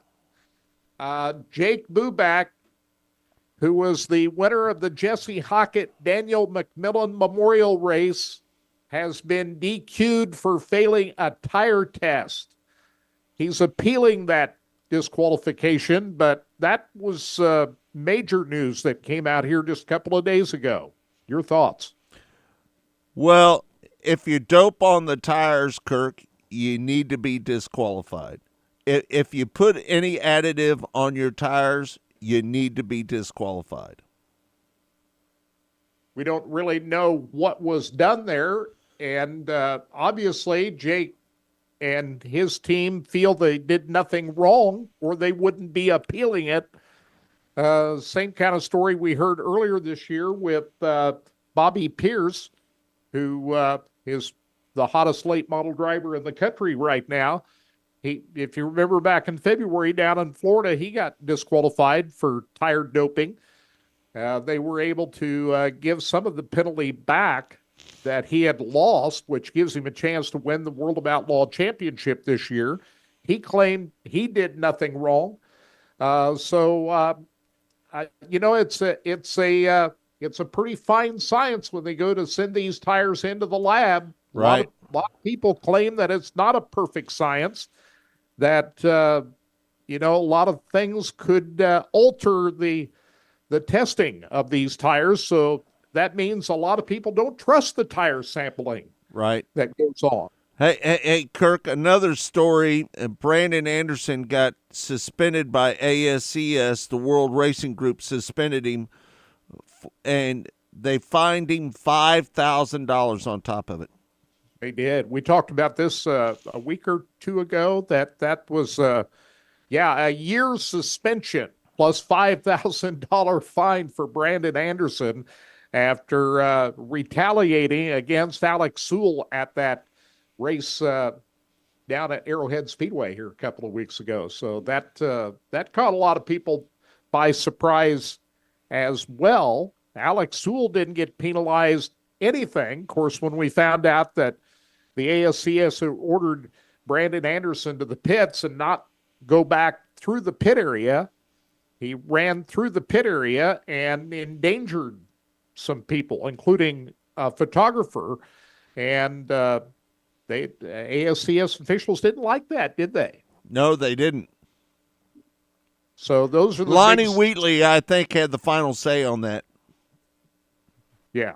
So anyway, getting back to the disqualification of Jake Buback and the failed tire samples. If the appeal is upheld, that means Scott Boguski would be awarded the win at the Jesse Hockett Daniel McMillan Memorial in the winged 410 sprint cars. Of course, Xavier Doney was the winner of the non-wing portion of the Jesse Hockett Memorial. And no disqualification there. His race win stands. Kirk, rain and dangerous winds from Hurricane Helen canceled Wayne County, the World of Outlaws. That was supposed to be last night. And I understand that the race at Sharon Speedway is still on as of now. And speaking of Sharon Speedway, Scott, what are your thoughts about Dave Blaney winning the Lou Blaney Memorial last weekend and then announcing in Victory Lane that was it? He was going to retire. He went out a winner. He went out a winner. I thought that was pretty cool, don't you? I thought it was pretty cool. Yeah. Yeah. So congratulations to Dave Blaney. Of course, he's Ryan Blaney's dad. And going out a winner last weekend at Sharon Speedway. But as far as I could tell, that race at Sharon Speedway is still on tonight. The high limit race that was scheduled for Florence Speedway in Kentucky has been postponed, as will be the race at Atomic Speedway on Tuesday night. No rescheduled date of those events yet. So the next high limit race, Scott, is Tuesday, October 8th at I-70 Speedway. We're going to be out there for that. That's one of the midweek shows. And then the following night, they're going to be at Lucas Oil Speedway to finish up the makeup for the rain out in late June. So that's next up for the high limit races after tonight's race at Florence Speedway has been called off. I guess Corey Day doesn't have to rush to get to any races tonight. You think was there a possibility? I didn't ask him when I talked to him last night if Corey would just hang around for another day or two here at Kansas Speedway. I didn't ask him that. Did you see Sam posted on our chat room, said Kyle and Braxton Bush was at Sweet Springs last night. Braxton won his class, and Kyle finished fourth in his. So that was at Sweet Springs last night. So if you were at Sweet Springs, you got to see the Bush family out there racing. And they were out there in the spring weekend. Yes, they were. Were they not? Absolutely. Yeah. So Braxton Bush out there getting it done. And Appreciate Kyle Bush racing at Sweet Springs. How about that? How about that? So appreciate Sam passing that information on to us in the chat room there. That's good stuff. Like you said, whenever Kyle's at a track and there's probably a place for Braxton to be racing, I'm sure they're loading up that little car and they're both out there rolling. Right? I assume they're back out there again tonight, are they not? I don't know why they wouldn't be. So, like you said, Kyle doesn't have a race tonight. And he didn't run the truck last night. He was out running at Sweet Spring. So, good stuff, man. They're allowed to do that. They are allowed to. Larson raced up the road at Lakeside back in the spring on a Saturday night. That's right. Came back on a Sunday and raced the Cup race and won it. So these drivers can do it. And Kyle Busch, what do you think? Is Kyle Busch going to win a race before the end of the year? He'd have to keep that long streak running. He came close a couple of times here over the last 4 or 5 weeks, but you know, Scott, I'm thinking about a spoiler, not a playoff contender winning out here at Kansas Speedway, and I'm thinking of a couple of guys, Martin Truex Jr., who's running his last season as a Cup Series driver. He failed to make the cut after Bristol last week, and the other driver that I'm thinking has a lot of amends to make is Chris Buescher, who lost by 1/1000th of a second and didn't make the playoffs because of it. And where would Chris Buescher be right now had he won that race? He'd be in the final 8 right now after, he won a couple of weeks ago on the road course at Watkins Glen. So had Chris Buescher won that race, he'd be solidly in the mix right now. And I'm thinking he's got a lot to play. And you brought up another driver, Scott, earlier with Steve Post, Brad Keselowski, who won earlier this year at Darlington, but also failed the cut last week at Bristol. I'm just thinking that we're going to see a guy that's not in the playoff hunt win out here at Kansas Speedway tomorrow. No, I would agree with you on that, Kurt. I think Brad Keselowski has a great chance of winning tomorrow.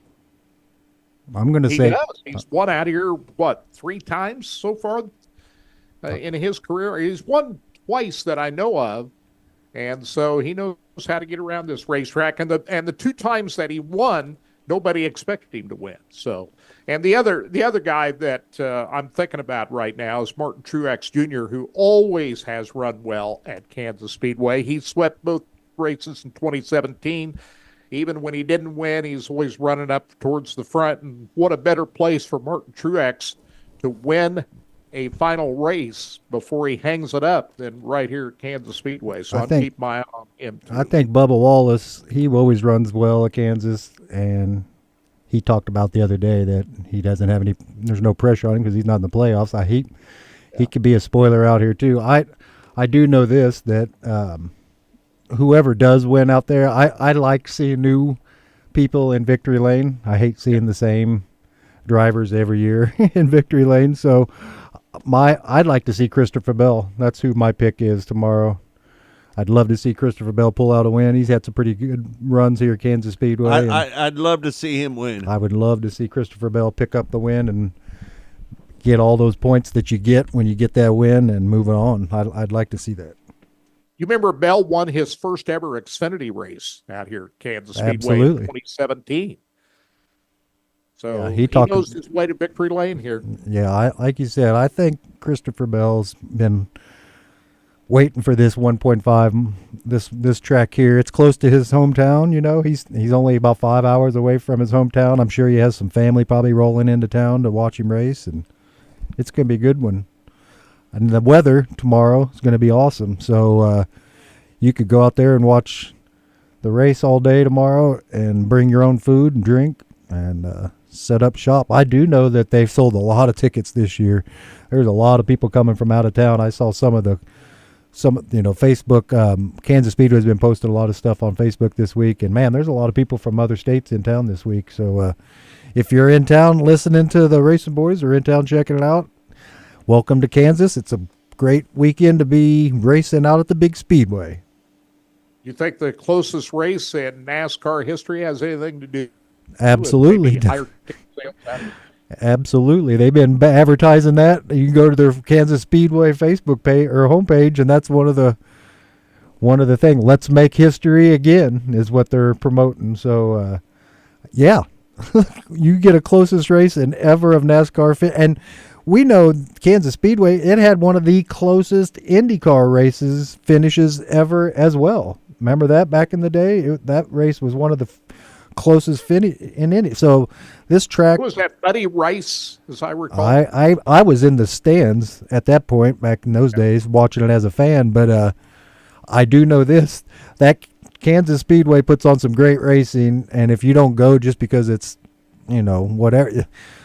It's one of the great 1.5 mile tracks on the circuit. It really, and people don't realize the parking is free. Food, drinks you can bring in are free. You can bring a cooler in with your stuff. You can get on the highway and be home, and unless, depending on where you are, but I'm 5 miles from Kansas Speedway, and I can get home in less than 5 minutes. I mean, people don't realize how great the in and out of Kansas Speedway is. I mean, there's so many exit points out of there. We watched a race last week. I watched the Bristol race, and some of those people were walking for miles. These people that had never been, they were showing where they had to park and stuff. It was insane where they were coming from, Kirk. I couldn't believe it. And Kansas Speedway, they've got all the trolleys and trams. It's a great facility out here. You especially like it, Todd, because you're about, 5 minutes from your house? I'm 5 minutes, 7 minutes on race day. You know what I'm saying? Right. It's in, like I said, I'm a little biased, but we all know the racing out there is really good.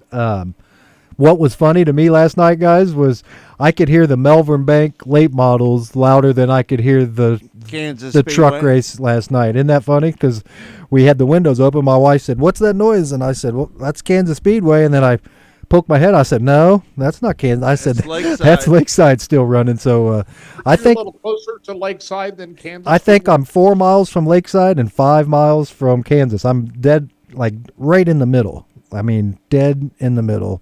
Piper, Kansas kind of lands in the middle there. But hey, Kirk, why don't you get that? We forgot to do that Sprint Car Hall of Fame read the first hour, and I thought maybe we can get that thing set up, and then we can knock these interviews out after that. They are giving away a Corvette again next year at the National Sprint Car Hall of Fame and Museum. And if you want to get signed up for that, win a Z06 Corvette.com, winacorvette.com, and that'll get you to the buttons. And also, we've got the sprint car giveaway that they're going to be doing 2 days before Christmas this year. December 23rd, a race-ready XXX chassis with a 410 Al Parker Racing engine, race-ready sprint car. Get signed up for that. Go to winasprintcar.com, the National Sprint Car Hall of Fame and Museum. I was up there last Saturday, and it's amazing the work that's been done on the new Dennis Albaugh Tower. They've got all the gridding up for that. It looks like they're just about ready to close in everything. It's the structure of the building is up, and it really changes the look of the Hall of Fame when you see that. And they're going to have that done within 6 months, if you believe that. The Dennis Albaugh Suite Tower, and they paid off the Brian Clausen Suite Tower here a couple of years ago. So they've raised a lot of great money for the Hall of Fame. Bob Baker and everybody up there keep everything up to date. They did a lot of improvements to the building earlier this year. And, of course, they keep swapping out all of the displays inside the museum. You just got a couple of days to see the Eldora Speedway salute. If you haven't seen it, that's on display until the 1st of October. So get up there and see that. The Hall of Fame and Museum is open year-round. So check it out. All the great stuff in the gift shop as well. SprintCarStuff.com, National Sprint Car Hall of Fame and Museum. Scott, tonight, I-70 Speedway's got a big night of racing with the 410 POWRi Sprint Cars. Of course, everybody's going to be talking about, I'm sure, Jake Bubak's DQ at the Jesse Hockett Daniel McMillan Memorial Race, but Ayrton Geniton looks like he's well on his way. He's pretty much got this thing wrapped up to win another championship in the 410 POWRi Sprint Cars this year. You'll be out there at I-70 Blake Hahn is second, and Xavier Doney is currently third in points. We're rooting for Blake Hahn, just so you know. He needs a win, doesn't he? Blake. He needs Blake a win needs and victory out there, doesn't he? He needs a win in a bad way. And maybe it'll come tonight out at I-70 Speedway. And we saw Casey Schumann here at Kansas Speedway yesterday. And, of course, he's talking about, that new quarter-mile track that they're going to build on the infield there at I-70 Speedway, Scott. Everybody's pretty excited about that. They're going to build a 3/8 mile infield racetrack, and I think a lot of people are excited about that, Kirk. He did say it was 3/8. I thought a quarter, but is it going to be 3/8? I think it's going to be 3/8. So I think that's going to help schedule more dates. I think that's going to help the facility. They built it too big the first time, so it was very fast. Hey, you know what I say? Half-mile racetrack. You know what I say, Kirk? Pave that place. Yeah, you're the only one that I've heard say that. Why do you think that's going to be successful to put pavement on that racetrack at this point in time? Let me tell you, there's a lot of pavement racers out there that would love to get back into pavement racing, Kirk, to be honest with you. But we haven't had pavement racing at I-70 since when? 2008? Don't you think that ship has sailed right now? I don't. How many are left? I think there's a lot of people that would really enjoy going back to pavement racing. Just so you know. You'd have to build and listen, Kirk. That dirt track, all that does is put dirt on the drag strip. Just so you know. It doesn't make for a great drag strip surface over there. And if they were to make it a pavement track, they wouldn't have to deal with that anymore. Hey, speaking of the drag strip, I made a call out to Flying H drag strip this week to find out what happened with the big Pro Mod event that was supposed to pay $150,000 to win last week. Well, they weren't able to get it in at all. They got through round 3 on Friday of a week ago. They tried to come back on Saturday and couldn't do it, and they ended up splitting the money up amongst the competitors and calling it a day. They weren't able to finish it up at all out there. So that's kind of too bad. Mother Nature intervened, so they didn't get it finished up. They had a lot of cars out there for that event, but not able to finish it off and have a $150,000 winner. So. All right, Kirk, we've got an interview that we did with Connor Wade on Mostly Motorsports on Tuesday or on Monday. And did I say Tuesday? Why did I say Tuesday? I don't know. Maybe you're ready for Tuesday already. Maybe I'm ready for Tuesday. Anyway, we did an interview with Connor Wade, and this interview, again, it's a lot longer. How long was this interview? Oh, we had Connor on for 20 minutes, but I cut these are all down to 10 minutes. So these are just partial interviews of this. All right, let's set it up. This is Connor Wade joining us. He's the pit reporter for the World of Outlaws.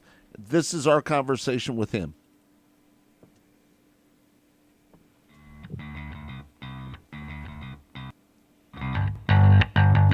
We have to talk about the big money race.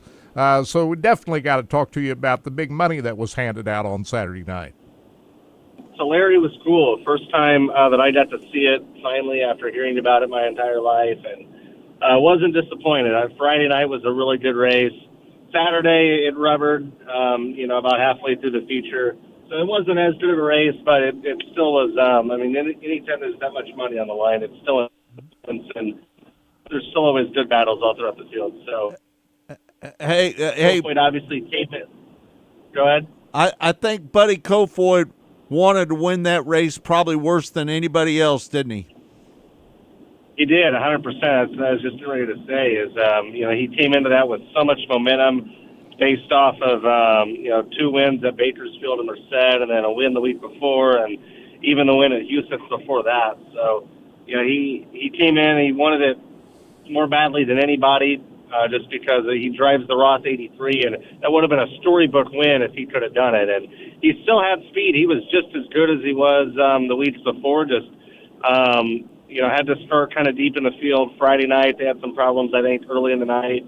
So had to start ninth, drove up to third, and then really, really good Saturday as well, just by the time he got to second, the track at Rubber. So, I'm sure he was disappointed, but the 83, they're up to fourth in points, and they're one of the fastest cars in the country right now. Right. Sheldon started 12th, and he ended up running third. That was a great run for him, wasn't it? It was, yeah. He's been, he was on the charge both nights. Hard charge of the first night, 18th to 4th, I think it was, or something like that. And then the second night, like you said, 12th up onto the podium. So that equaled his best career finish at Tulare, a track that he's never won at, but he actually really, really likes. And was excited to get out there and run it for 2 nights. So good to see him, run pretty well in the West Coast. They had a pretty solid West Coast swing overall, even though they didn't get to victory lane. Had some speed and a couple podiums. So I think he'll be good down the stretch. We're going to Williams Grove pretty soon, which is, he would tell you, his favorite half mile. And then, of course, obviously Friday night, his home track of Wayne County, where I've been saying the people at Wayne County would buy the vinyl off of Sheldon's merch trailer if he would sell it. So right. I know he's excited for that, and he'll be fun to watch for sure Friday night. David Gravel picked up the win on Friday night. Talk about that win. Yeah, that was big for them. Honestly, I think they kind of took the points racing approach on the West Coast. Those aren't tracks that are amazing to them. They're not bad at any of those racetracks, but coming into it, I don't think that they felt like that was their best group of tracks that we were running at out there. So they were really, really conservative the whole time, and just, trying to pad that points lead the best they could. They did lose a little bit of it, but overall I think they're okay. And, they had been, I think it was 14 races without a win, which was their longest stretch of the season. They hadn't won since Weed Sport at the end of July, which was even back before the Ironman 55. So it was good for them to get back to victory lane. I think it brought their confidence back a little bit. And, now they're just trying to wrap that championship up. And, it's 90 points between he and Carson. And Carson's really, really good. I think they're the fastest car in the country right now. But 90 points with this many races left, I don't think it's too realistic, honestly. I think David has pretty much got it sewn up. Sheldon, he had a good run. He started 18th, and he ended up running 4th. That was a good run for him as well, wasn't it?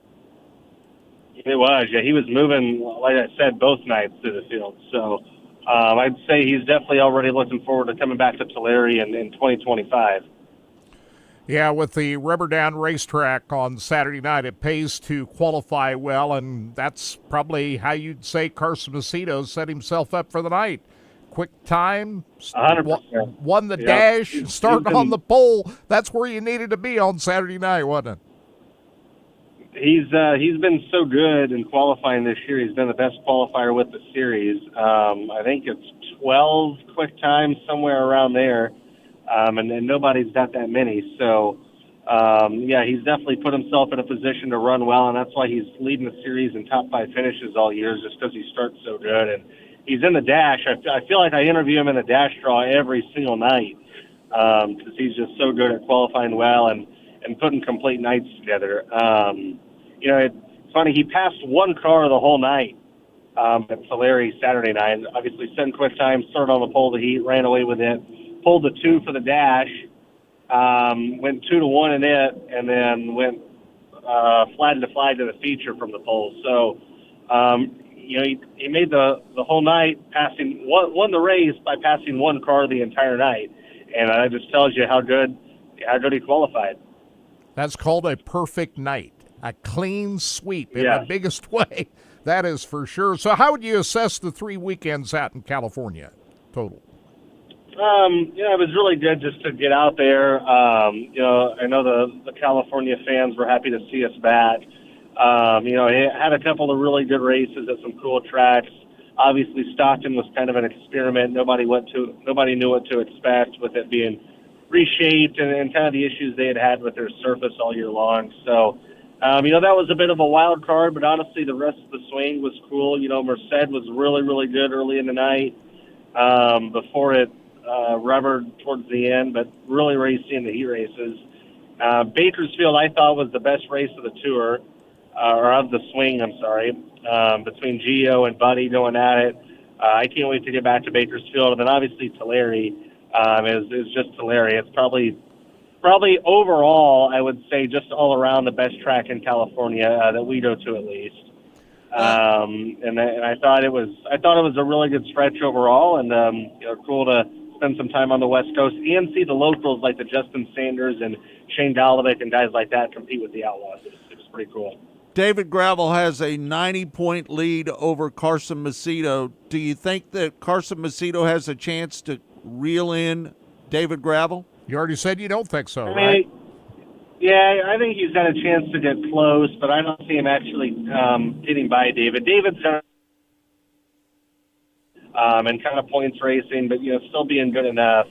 Even when Carson gains points on him, David's still having consistent top 10s and top 5s and not allowing Carson to gain a lot of points at one time. So I think it's wrapped up. David's really good in Ohio. He won at Sharon already once this year. And he's really good in Pennsylvania. He always has been. He won at Williams Grove a couple months ago already this year. We're going back to Lincoln. He won there this year. So he's been to Charlotte where we finished the season off at. So I think he's really just going to be in his comfort level the rest of the season with the racetracks that we go to. And I think David's going to wrap it up. But I do think Carson will get close. I think it'll be closer than 90 points where it sits right now, because I do believe the 41 is the fastest in the country at this moment. Hey, I haven't asked you about this. The Outlaws made a scheduling change. They were supposed to go to Selinsgrove Speedway, but now you're going to Lincoln. What's going on with all that? Yeah, I don't know exactly what the story is with Selinsgrove. There's been a lot of stuff going on social media the last couple of weeks, and a lot of people blaming each other and pointing fingers and stuff like 90 that. seconds. And I have no idea who's right. I would honestly say probably they're all wrong. There's three sides to every story. One side, the other side, and the truth is somewhere in the middle. So I don't really know what's going on. I guess I would just tell people I think the promoter there put out a statement on social media last week. I don't even remember the promoter's name, honestly, but maybe don't look at that or watch some of the videos that have been done about it that go into a little bit more detail. I really have no idea, to be honest. All I know is we're going to Lincoln. It's one night. It's $20K to win, and that'll be a lot of fun. Yeah, and Lincoln's one of those racetracks. They don't have a flagman up in the stand now. They got the virtual flagman there, right? That's right. Yeah, we did a educational moment about that earlier this year. That was definitely unique. But, no, it honestly puts on really, really good racing. The fans there are really passionate about sprint car racing, as they all are in Pennsylvania, but especially there at Lincoln. And the Gobrick family is really, really nice. They do a great job running that racetrack and BAPS as well. So I'm actually excited to go back to Lincoln. It's a nice facility. And, for whatever reason, I don't really see a ton of our, Dirt Vision viewership numbers. I'm not really on that side of it, but I've always been told that for whatever reason, anytime we go to Lincoln, we get a ton of Dirt Vision viewers. So hopefully that'll be the case whenever we go there in a couple weeks. All right, there you have it. That's Connor Wade from a Monday show. Why do I keep saying Tuesday? I don't know. You got something going Tuesday? Do you have an important date Tuesday to do? Or maybe there's something going on subconsciously. Subconsciously, maybe I've got something going on. All right, and hey, Kirk, you're out there. You're still out there. You've got an interview with Bobby Pierce, right? You got some audio? Yeah. Of course, Bobby Pierce, the hottest late model driver in the world. We spoke with Bobby after he won his first late model Knoxville Nationals last Saturday night. Before we get to that, I just want to give an update of what's going on at Indianapolis with the BC39. They were supposed to give an update at 9 o'clock this morning, and that tells me that it's still pretty iffy if they're going to get this race in. That they've still got some weather issues in Indianapolis. The plan was to run the Friday night show that got rained out with hot laps at 4 o'clock this afternoon, and that's still on for now. They've moved another update time to 11 o'clock our time this morning to give another update on what the status is of the BC 39 event today, but that tells me that they're still having some issues out there. That still hope to get it in today. Hot laps at 4 o'clock this afternoon. Is the World of Outlaws still on? As far as I can tell, it is right now. I haven't seen any further update. I'll look further into that here just a little bit. But they're supposed to be at Sharon Speedway tonight for the World of Outlaws. So hopefully, keep your fingers crossed they'll get that in. But I'll do another check on that to see what the status is of that bit. But as of now, it's still on. They ran late models last night. The World of Outlaws down at Boot Hill Speedway in Louisiana last night, Scott. Ryan Gustin came through with the win.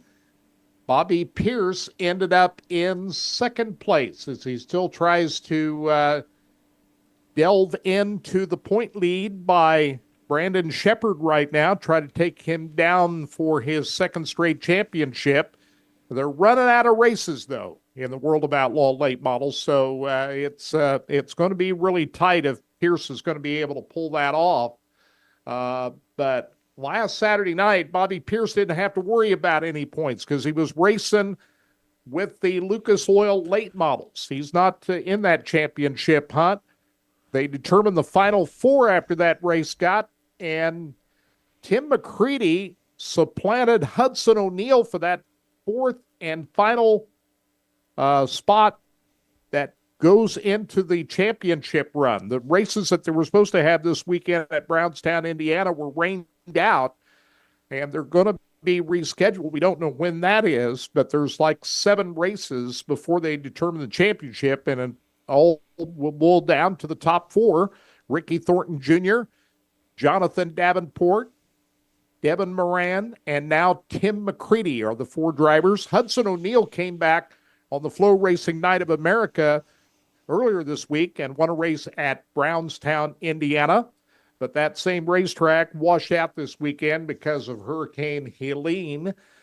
I talked with Bobby Pierce last Saturday night after his monumental Knoxville Nationals victory. Let's hear it. Congratulations on the win there, starting on the pole. 75 laps. There's still a big challenge to get to the end. How much did the track change? Oh yeah, man. We seen it change a lot. It changed twice in that race because of the rain delay. So, went through lots of transitions. We started on the bottom, and we're trying to maintain our tires all weekend long. We've had 25 lappers for prelim nights, and everyone's hurt their tires on the prelim nights. So, you add 75 laps to it. That's triple the distance. So I knew we had to be easy on it. Had to have a good race car that was capable of being easy on the tires, but still hanging on to the lead. You never want to give up that lead. And we gave it up one time there on that restart. Hudson passed me, but we tracked him back down and got around him pretty soon. So from then on, man, it was just trying to maintain, try not to make any mistakes.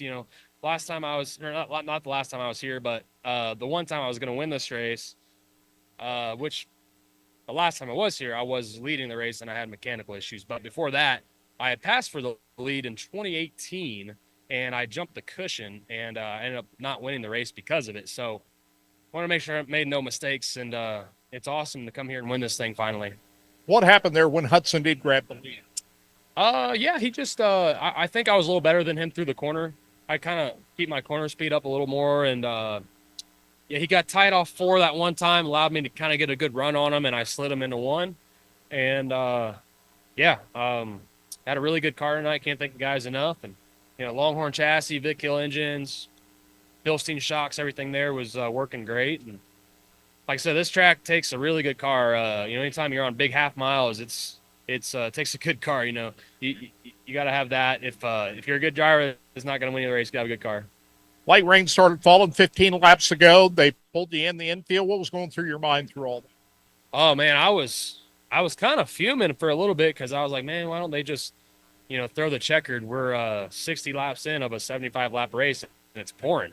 So I think they had a meteorologist up there that's kind of looking at it, and he knew it was a small little bit of cell. It wasn't a big one, so didn't take him long to run the track back in. We got back out there, but if something would have happened and we would have lost the race because of it, I would have been pretty mad.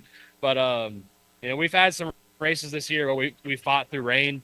The USA Nationals was one of those races where it got called short right past the halfway point. I happened to be the leader in that race, so it's a mental game when that happens. And I was worried because the racetrack can change after it rains on it.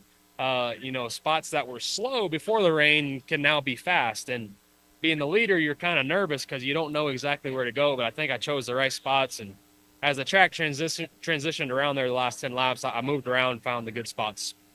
Brian Shirley coming from 15th to second. How concerned were you about him after that green flag restart following? He made me worried a couple times. He's gotten really good towards the end of this year. A lot of the World of Outlaw guys have gotten really good. You saw Shepard come from 10th last night or whatever and almost got us. And then, Squirrel, he was coming there for a little bit, especially at the very end. The restart, I didn't know if I was just waiting for him to pass me because, like I said, I didn't know where to go exactly after that rainstorm when the track changed. But about 4 to go, he made another late race push, and I went back to the top with 2 to go and just gave it my all and kind of pulled back away and had a pretty comfortable lead there for the last lap. And but he definitely had a good run. So congrats to him and Devin on third. There's Bobby Pierce, the winner of $50,000 at Knoxville last Saturday night, and his 34th win of the year. He's raced a couple of times since then, Scott. He was at the Flow Night of America at Brownstown the other night. He finished in the top 5 there, didn't win, and he was second last night at Boot Hill Speedway in the World of Outlaws. He'll go at it again at Rocket Raceway Park tonight. So if he doesn't win, he's finished either second or at least in the top 5. That's Bobby Pierce in 2024. Yep. Bobby Pierce is one of the very great late model drivers going right now, isn't he, Kurt?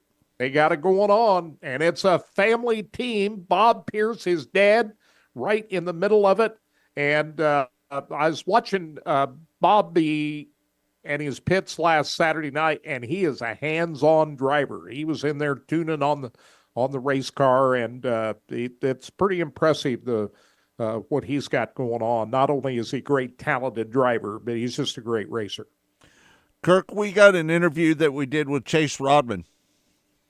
Chase Rodman is the voice of the Kubota High Limit Series. They were supposed to be in action tonight at Florence Speedway in Kentucky, but Hurricane Helene had other ideas.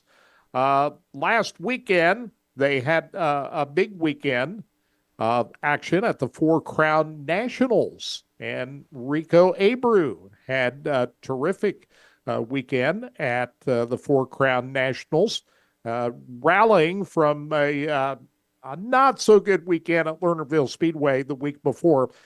Chase Rodman highlighting the Four Crown Nationals last weekend at Eldora Speedway as we talk to him, as we always do on Mondays on Mostly Motorsports.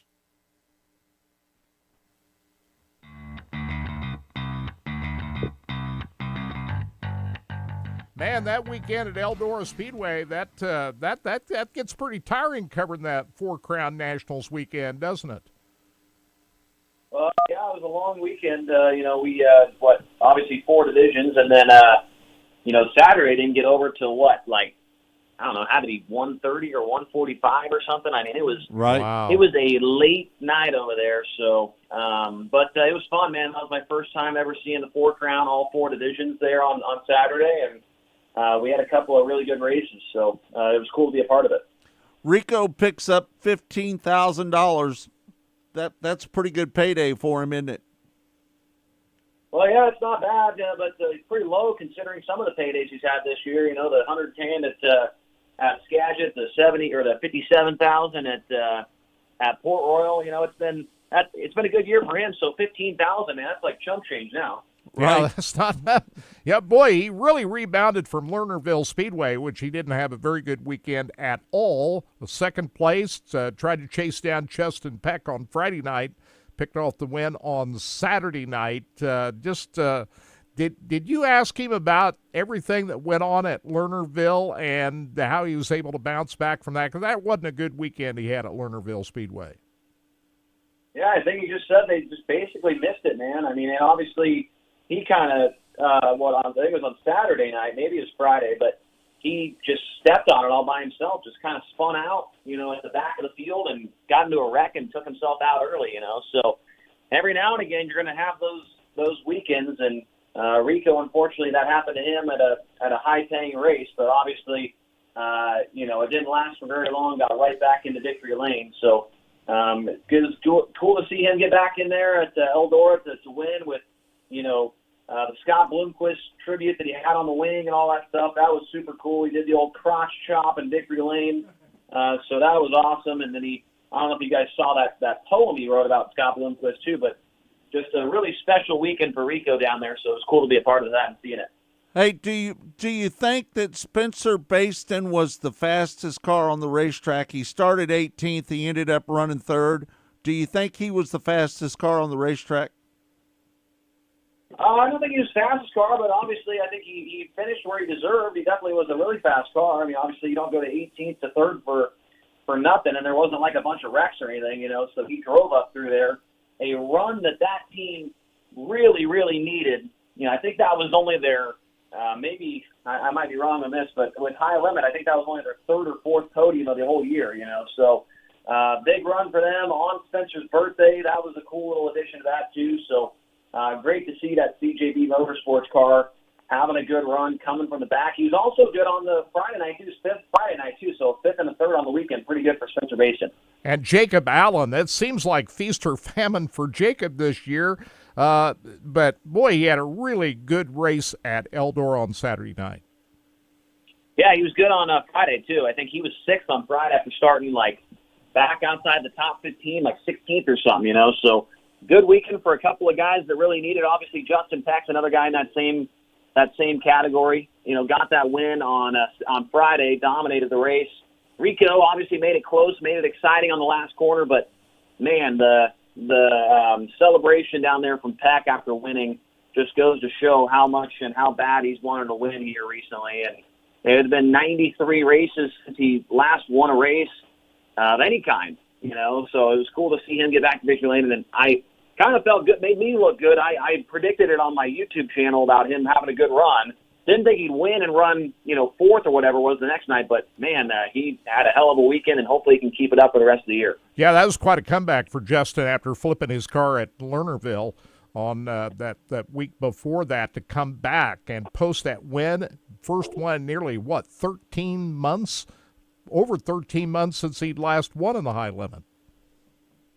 Yeah, really long time. I mean, he's been fast all year. I think he said in his victory lane interview, it's not like they been running 18th all year and just, got lucky and won one. I mean, they have been close all year, a bunch of podiums, bunch of top fives. They've been in the hunt for a bunch of different wins. Just couldn't ever, get it figured out. One night maybe they're running up front, they get stuck behind a lap car, or, maybe goes to the bottom or the top on the wrong, at the wrong time, and a guy passes them or whatever it is, man. Just has not had the luck to go with him this year with that speed. So awesome to see them get back to victory lane. And, Justin is a guy that I think he's a top 10, top 15 driver in the country right now. Just doesn't really have the wins to show for it here recently. We all thought that Brad Sweet and Rico Abreu were going to battle it out for the championship. Rico's 258 points back behind Brad Sweet right now. There's no chance of him catching him, is there? It's Brad Sweet's championship. No,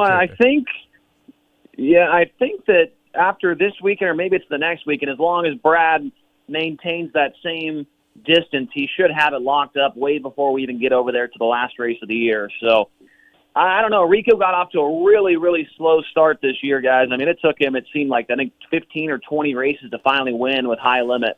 So that kind of put him behind the eight ball. I mean, at one point in time, man, he was like 5th or 6th in points, I think. I mean, he was way off the pace, but finally, got things turned around, but it was just too little too late. You cannot start the year like that when you're racing against Brad Sweet for points.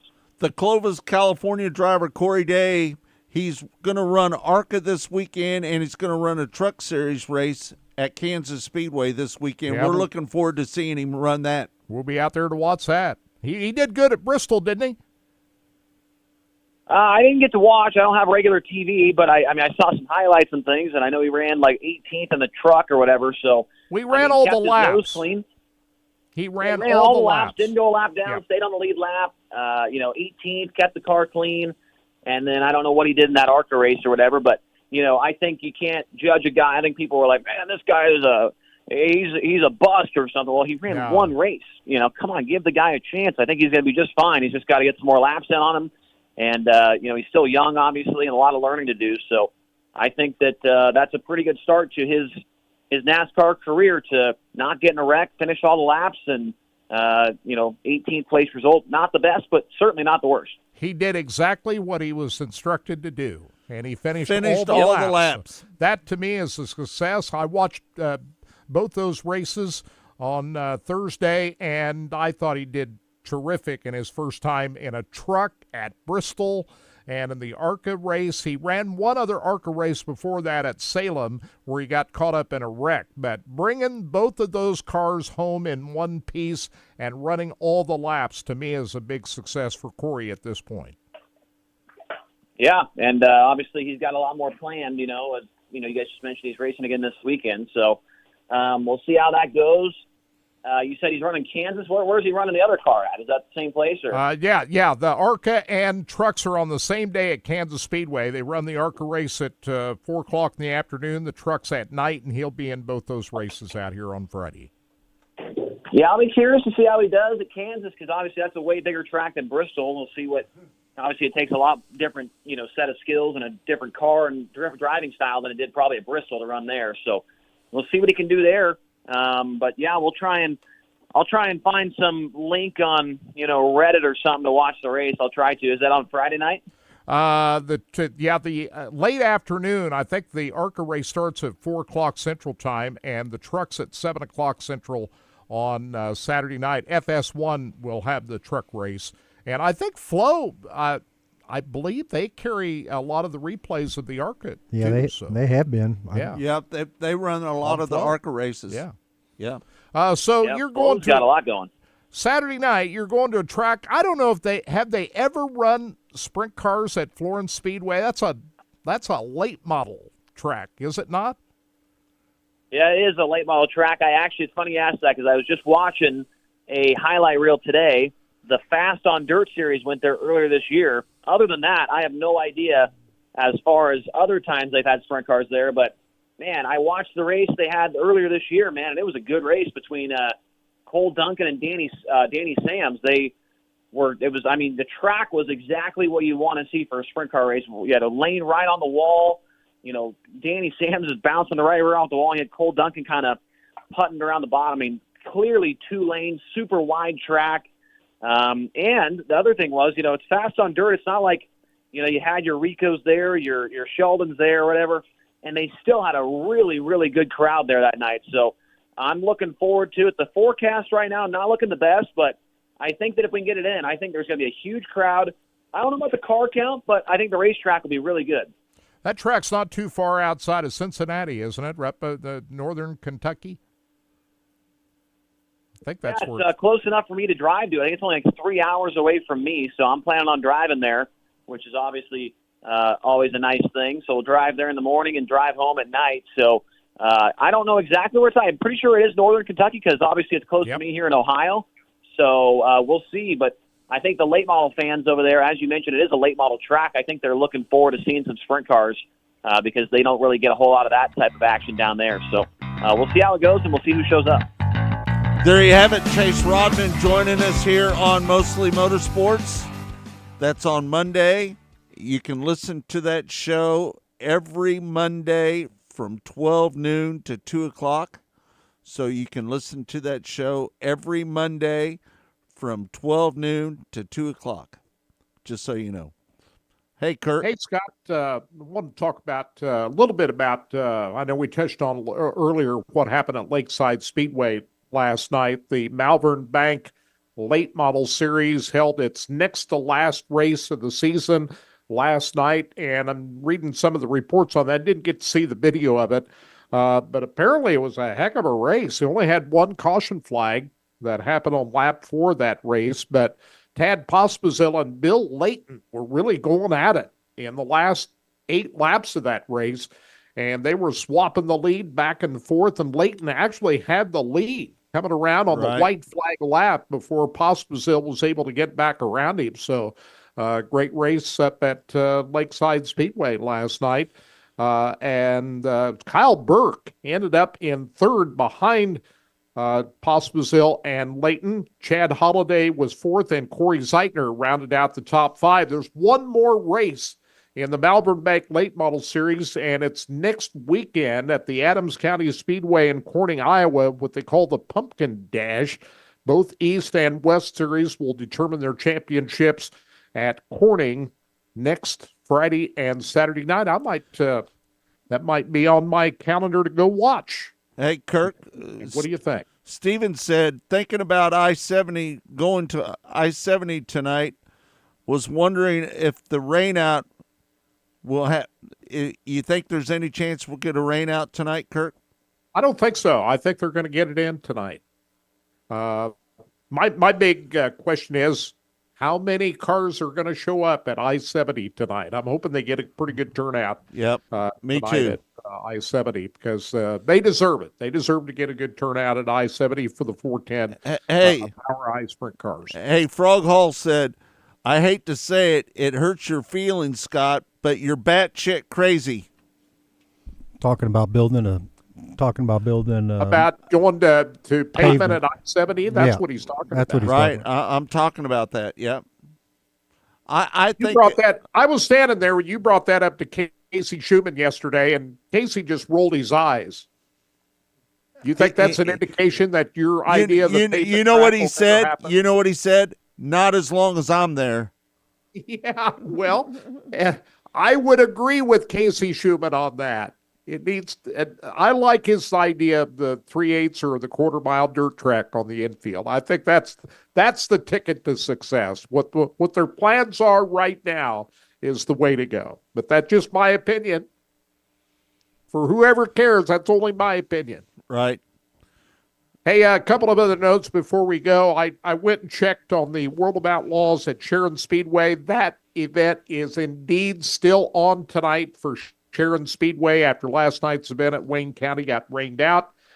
And the BC39, we're still monitoring that situation, hoping that they get the show in today for the BC39 at Indianapolis Motor Speedway. They're going to give another update at 11 o'clock our time this morning, so keep your fingers crossed. And, they split the field in half, Scott. The midgets, they ran half of them on Thursday. The other half was supposed to have been last night. So we haven't seen Justin Grant or Logan Seavey or Brady Bacon yet on the racetrack for the BC39. On Thursday night, it was Chase McDermott, T-Mez, and Dason Persley running. But I think more of the heavy hitters are running.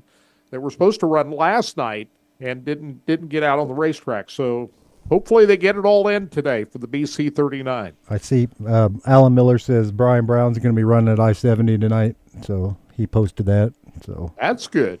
Glad to hear that. Got Brian Brown back in the seat. It's good to see. So Brian made his way back to back home. He was out in Pennsylvania for the Tuscarora and also at Eldora. I think he was at Eldora Speedway last weekend too, wasn't he?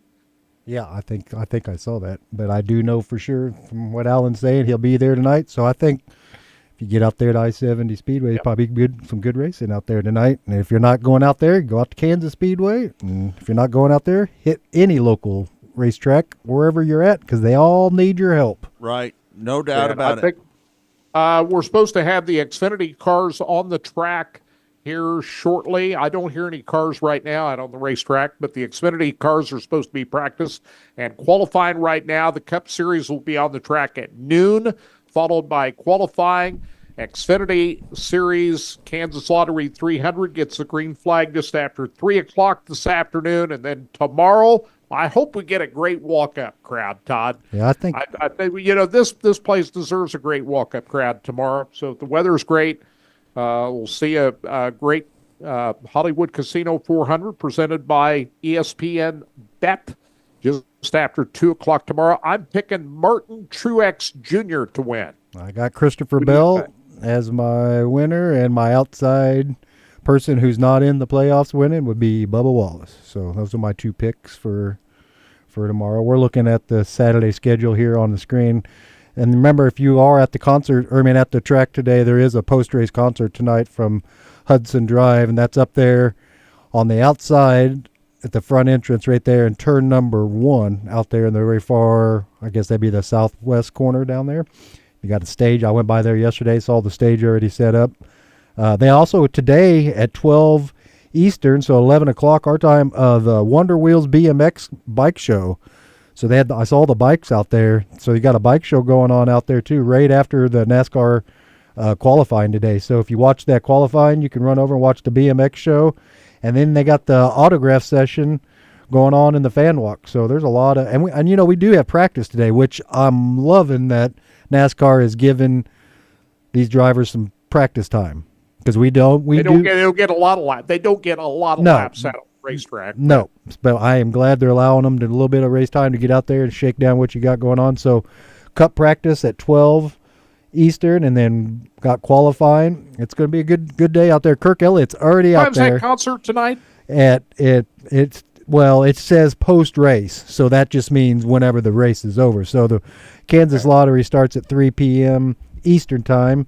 So I would say, that race probably 2 hours, 3 hours long. So you're going to have... That's located where? It's up there. So on the outside, if you're going to cut, you could go through the tunnel if you're on the infield and walk right out and get up there on the top. But it's right there on the... It's where they've always had their concerts. It's out there in that... out in that far right-hand corner on turn 1.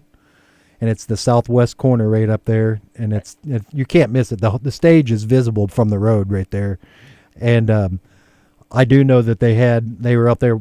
They got that all set up yesterday because I drove by there yesterday. So autograph session. Kirk might go by and watch a concert. We got Racing Boys are out there right now. Kirk's been out there since 6 o'clock or 7 o'clock this morning. I hear cars on the track right now. Absolutely. So the Xfinity cars are out on the racetrack as we speak. There you go. So going to be a good day. And like I was saying before, man, hit your racetracks out there, guys. There's a lot of tracks that are struggling, needing some. Bring a friend, somebody who's never been before. Maybe that'll encourage them to bring another friend. So the great plan. What is it, about an hour from Kansas Speedway to I-70, Scott? Yeah, absolutely. About an hour, wouldn't it? That's right. I mean, you can hit all day here at Kansas Speedway and then drive out to I-70 tonight to watch the sprint cars. What better day is that? It's 20 minutes from my house. Yeah, it's just an hour between the two, like you said. I mean, and it's a straight shot, guys. It ain't like you have to turn. I-70. You just stay on one road and you'll bump into both tracks. Exit 41 east of Kansas City. That's what you want to look for. Good stuff out there today, guys. Well, if you have fun out there, everybody be safe. And we're thinking about everybody that's being dealt with all this flooding and from the hurricane. Just like you said, this is what's going on out there is terrible. We don't wish that on anybody. This is historic what's going on. I mean, it's just, we don't wish it on anybody. So like you said, take care out there. If anybody needs any help, just reach out to your neighbors, your friends, your family. That's what we need you to do. Happy the Royals are in the playoffs. How about that, guys? First time in 10 years, Royals making the playoffs, and it's a good time to be in Kansas City. We got the Chiefs, got the Royals, got Kansas Speedway in town, got I-70 rolling. It's a lot of stuff in Kansas City to do. Right. All right, thanks everybody for tuning in to Track Talk here on Sports Radio 810 WHB and RBN, the Racing Boys Broadcasting Network. It's all been brought to you by Rod End Supply, featuring the Power Midwest Lightning Sprints. And sorry about that. That was a fat finger there. That's okay, Todd. Anytime, bud. All right, thanks everybody for tuning in. We'll see you next week right here on Track Talk. Sorry about that.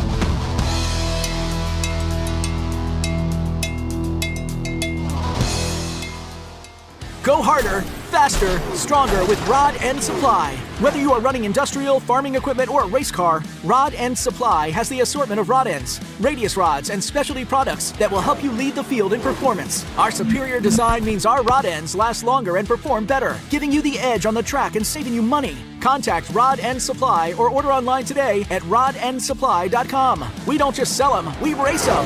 rodendsupply.com. Serving the racing community for over 30 years.